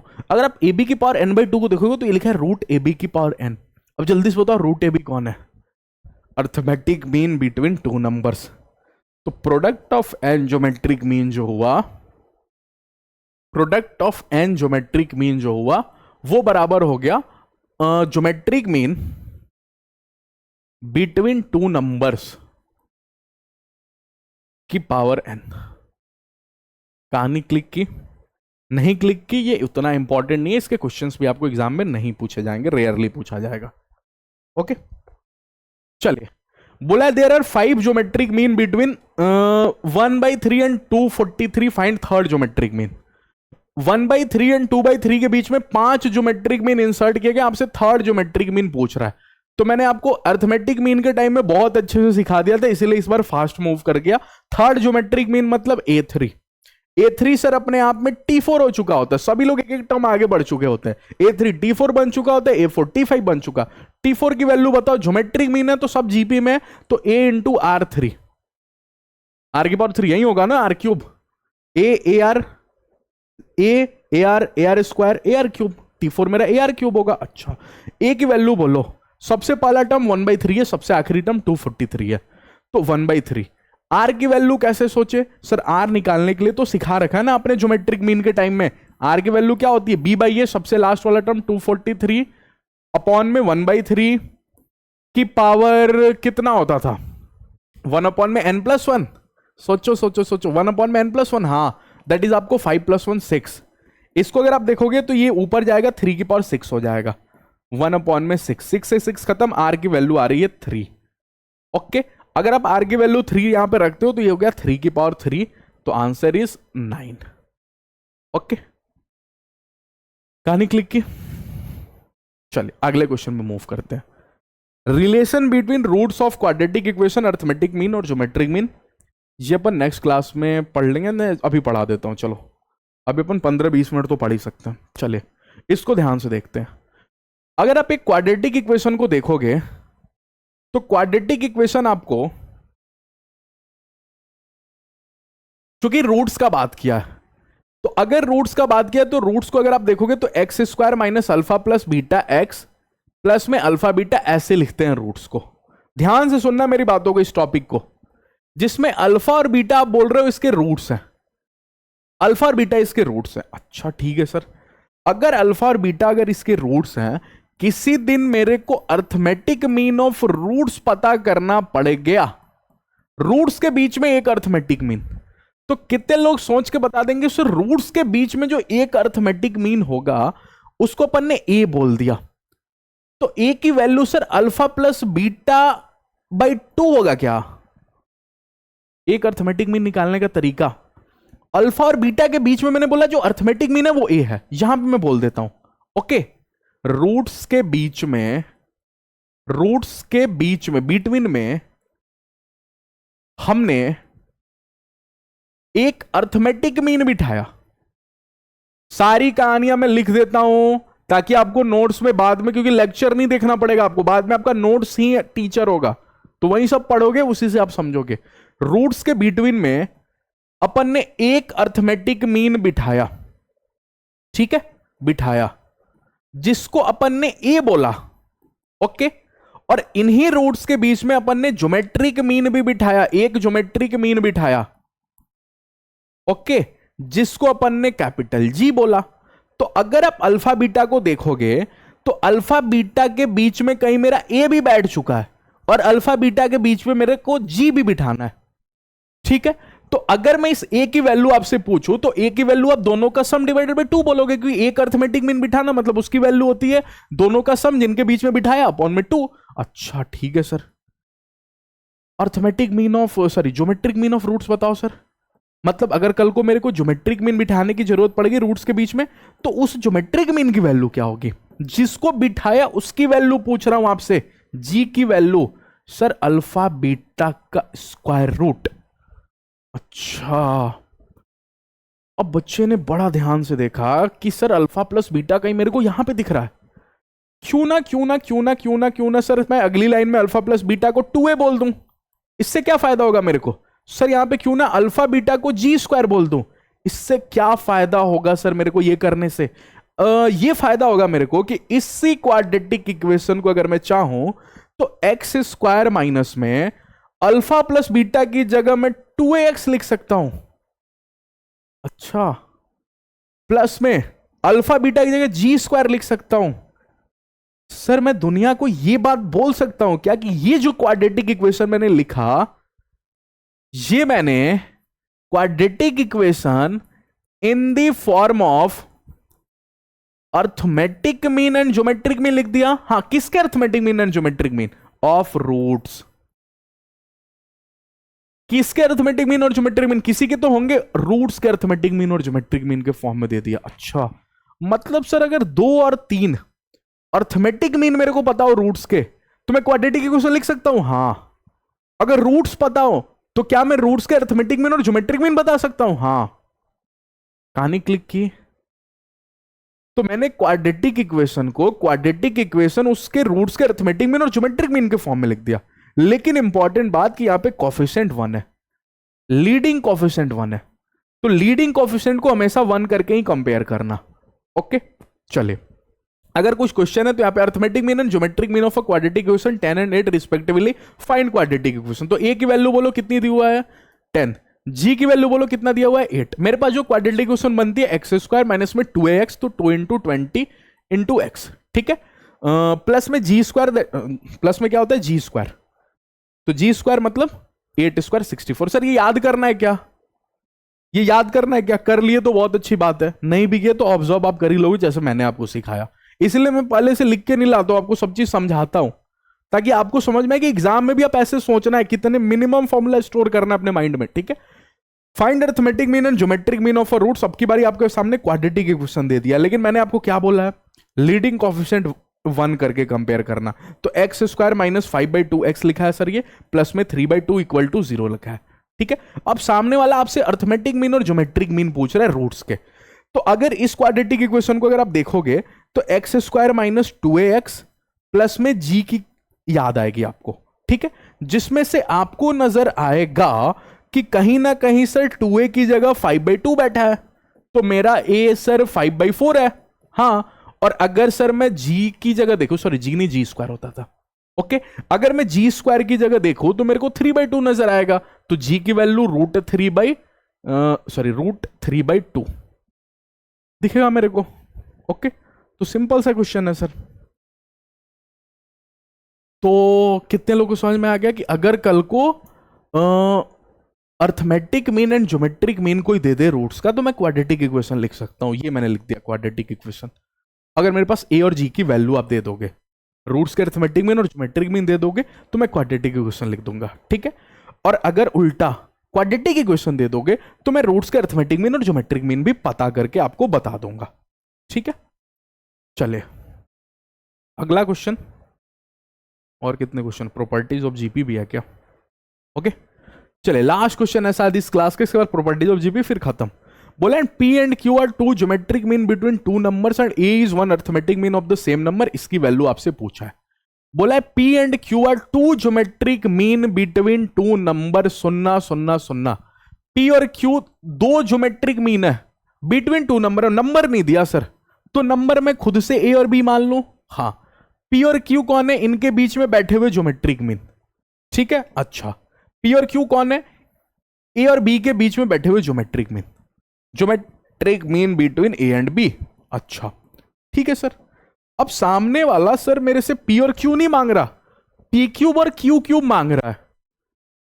अच्छा सर, ये क्या बोला? And A is 1 of the arithmetic mean. ये बोल रहा है कि इसी ए और बी के बीच में एक ए भी बैठा है, और ये जो ए है ये मेरा ज्योमेट्रिक मीन नहीं है, ये मेरा अर्थमेटिक मीन है बिटवीन ए एंड बी। अच्छा, बहुत इंटरेस्टिंग बात सर बोला हुआ है इसने। अच्छा, तो सर सबसे पहले मैं इसकी कहानी पे फोकस करता हूं, मैं पी को नहीं निकालता हूं। क्यों सर? उसने पी क्यू पूछा है, तो पी क्यू कैसे निकालूंगा? कितने लोगों को समझ में आता है ये एक जीपी, ये सब लोग जीपी में होते हैं, ये चारों के चारों जीपी में होते हैं, तो क्या ये 3 लोग जीपी में नहीं होंगे? हाँ, अगर 3 लोग जीपी में तो सर मैं p square is equal to a q नहीं बोलूंगा। हाँ सर, मेरे को पी क्यूब चाहिए था, तो क्या मैं p cube is equal to a cube p बोल दूं? नहीं समझ में आया? अरे p square is equal to a q, तो पी क्यू लाने के लिए मैंने पी की मल्टीप्लाई कर दी। अब अगर पी की मल्टीप्लाई इधर की, ये पी क्यूब हो गया, और इधर करूंगा तो ये ए पी क्यू हो जाएगा। अरे पी की मल्टीप्लाई दोनों साइड करके पी क्यूब लेके आ गया। अब बच्चे ने क्लिक कर लिया सर क्यू भी आप कहीं इसी चालाकी से लाओगे कि अगर ये तीनों जीपी में था तो सर ये तीनों भी तो जीपी में है, तो पी क्यू बी को देखूंगा तो सर ये हो जाएगा q square is equal to p b. अच्छा, तो क्यू क्यूब की बात करूंगा तो ये सर हो जाएगा क्यू पी बी। अच्छा, अब मैं क्वेश्चन पे आता हूं। पी क्यूब की वैल्यू वहां से रखता हूं ए क्यूब पी। ए को भी मैंने क्यू के टाइप में लिख दिया, ए क्यू पी। अच्छा, क्यू क्यूब की value sir b p q लिखा हुआ है, अपॉन में सर ए पी क्यू लिखा हुआ है। अच्छा, अगर ऊपर ऊपर से देखो तो सर मैं पी क्यू को कॉमन ले लूं, हाँ, अंदर ही अंदर सर ए प्लस बी रह जाएगा, हाँ बिल्कुल। नीचे देखूंगा सर ए पी क्यू, तब तक सर देखूंगा पी क्यू बैठा पड़ा है, ये पी क्यू बैठा पड़ा है, पी क्यू को खत्म कर देगा। लेकिन सर ऊपर ए प्लस बी है और नीचे मेरा कैपिटल ए है, और कहीं सर इस कैपिटल ए की वैल्यू आप बुरा नहीं मानोगे तो मैं ए प्लस बी बाई टू लिख दूं। क्यों ए प्लस बी बाई टू? क्यों? क्योंकि सामने वाला बोल रहा है वो अर्थमेटिक मीन है, तो एक arithmetic mean between two numbers, तो इसकी वैल्यू क्या होगी? ए प्लस बी बाई टू। अरे इसकी वैल्यू तो ए प्लस बी बाई टू ही होगी ना। हाँ, तो sir sir sir sir sir कहीं ए की वैल्यू अगर ए प्लस बी बाई टू रखो ना तो आंसर 2 आ जाएगा। सिंपल सा क्वेश्चन है, बस थोड़ा सा यहां पे दिमाग लगाना था कि इस बार आप पी और क्यू की वैल्यू निकालने नहीं चला जाना, ठीक है? आप आर निकालो, फिर पी की वैल्यू निकालो। पी अपने आप में क्या है? T2, ठीक है, ये T1 है, तो T2 की वैल्यू क्या होगी? AR। ओके, समझ में आ रहा है आपको? कहानी क्लिक कर रही है? ओके, तो आप ये नहीं कि आर निकालो फिर ये निकालो, आपको ऐसे सोचना है। चलिए, प्रॉपर्टीज ऑफ जीपी जल्दी से इसको फाइनल करता हूं। सेम टू सेम एपी जैसा ही होता है, उसमें सम और डिफरेंस, इसमें आपको मल्टीप्लाई एंड डिवाइड की बात होती है, ठीक है? ये मैं आपको स्टार्टिंग के क्लास में बोल दिया, एपी और जीपी खत्म। नेक्स्ट क्लास से अपन एचपी एजीपी को कंप्लीट करेंगे, कुछ क्वेश्चन देखेंगे, अच्छे क्वेश्चन, और फिर उसके नेक्स्ट क्लास में miscellaneous series, sequence series final हो जाएगा, ठीक है? तो सीक्वेंस सीरीज में अपन 80% syllabus, sorry 80% sequence series final कर चुके, 20% बचा है। फिर से बोल रहा हूं, एचपी कुछ नहीं होता, एपी का अपोजिट होता है। तो अगर कई बार एचपी के क्वेश्चन ना, अगर एचपी का क्वेश्चन दिया हुआ है, अपन उसको सबसे पहले एपी क्रिएट करते हैं, फिर एपी के फॉर्मूले से भी सॉल्व कर देते हैं, ठीक है? मैं नेक्स्ट क्लास में आपको दिखा दूंगा। बोला कांस्टेंट नंबर इज मल्टीप्लाइड और divide two each term of a GP, the new sequence will also be GP. सब पढ़ लेना, थ्योरेटिकल है, काम में उतना नहीं आता। If each term of a GP is raised by same degree then the new sequence is also in GP. सब आपको नोट्स में मिल जाएगा, ठीक है? हम एक एग्जांपल भी दिखा देता हूं। अगर सभी टर्म जीपी के हैं, जैसे 2 4 8, ओके, ये जीपी में है। अगर मैं 2 को स्क्वायर करता हूं रेज्ड बाय सेम डिग्री, 4 का स्क्वायर करता हूं, 8 का स्क्वायर करता हूं, ये भी आपको एक जीपी में ही होगा। अगर ये जीपी में है तो सेम डिग्री रेज किया तो ये भी जीपी में होगा, okay? Product of every term which are equal, ये मैंने आपको पढ़ा दिया है कि अगर a b c d e f अगर ये जीपी में है, तो अगर आप फर्स्ट और लास्ट का प्रोडक्ट देखोगे तो सेकंड और सेकंड लास्ट के प्रोडक्ट के बराबर होगा, थर्ड एंड थर्ड लास्ट के प्रोडक्ट के बराबर होगा। ओके ओके ओके, इसी पे तो अपन ज्योमेट्रिक मीन का प्रोडक्ट सीखे। फिर बोला एबीसीआर इन जेपी, ये भी मैंने आपको सिखा रखा है। 3 नंबर जब भी जीपी में होंगे तो मिडिल वाले का square is equal to product होता है। ये लास्ट वाला इंटरेस्टिंग है, सुनना। अगर किसी ने बोल दिया 2 4 8, 3 नंबर्स जीपी में है, 3 नंबर से बहुत सारे नंबर्स पे अगर जीपी में दोगे कोई फर्क नहीं पड़ता, तो इनका लॉग एपी में होता है। लॉग 4 लॉग 8 ये एपी में होता है। ये इंटरेस्टिंग बात है, अभी बच्चे को दिखता नहीं। मैं बोलता हूं लॉगरिथम नहीं पढ़े हो तो नहीं दिखेगा। ये लिखा है log 2, ये लिखा है 2 log 2। सोचो 2 स्क्वायर, मालिक की टोपी आगे आ जाएगी। अच्छा, ये लिखा होगा आपको 2 का क्यूब, मालिक की टोपी सीधी गिरेगी तो 3 log 2। कितने लोगों को दिखा 2 log 2 में से log 2 घटाओगे log 2 होगा, 3 log 2 में से log 2 घटाओगे log 2 होगा, तो डी बोलो log 2। तो अगर कॉमन डिफरेंस आ गया तो एपी नहीं होगा, ओके? तो ये कुछ प्रॉपर्टीज थी, ये आपको ध्यान में रखना है। नेक्स्ट क्लास में अपन एचपी और एजीपी कंप्लीट कर लेंगे, फिर मिसलेनियस सीरीज के कुछ क्वेश्चन होंगे वो देख लेंगे, सीक्वेंस सीरीज कंप्लीट हो गया, ठीक है? तो अगर आपको क्लास पसंद आया हो, समझ में आओ, आज का क्लास क्वेश्चन ही देखे अपन और ज्योमेट्रिक मीन सीखे, ओके? तो समझ में आओगा, प्लीज लाइक कर देना, अपने फ्रेंड्स के साथ शेयर करना। क्रैश कोर्स में बहुत ही कम स्टूडेंट्स अभी तक इन्वॉल्व हुए, आपका काम है ज्यादा से ज्यादा स्टूडेंट्स को इन्वॉल्व कराना। ज्यादा से ज्यादा स्टूडेंट पढ़ेंगे तो मुझे मोटिवेशन मिलेगा और मैं और अच्छे से कॉन्टेंट डिलीवर करूंगा, पढ़ाने में भी मजा आएगा, ठीक है? तो कमेंट कर देना, कमेंट सेक्शन बता देना कैसे लग रहे हैं आपको क्लासेस सभी, और लाइक जरूर कर देना, फ्रेंड्स के साथ शेयर करना, ठीक है? चलिए मिलते हैं नेक्स्ट क्लास में। Thank you all of you.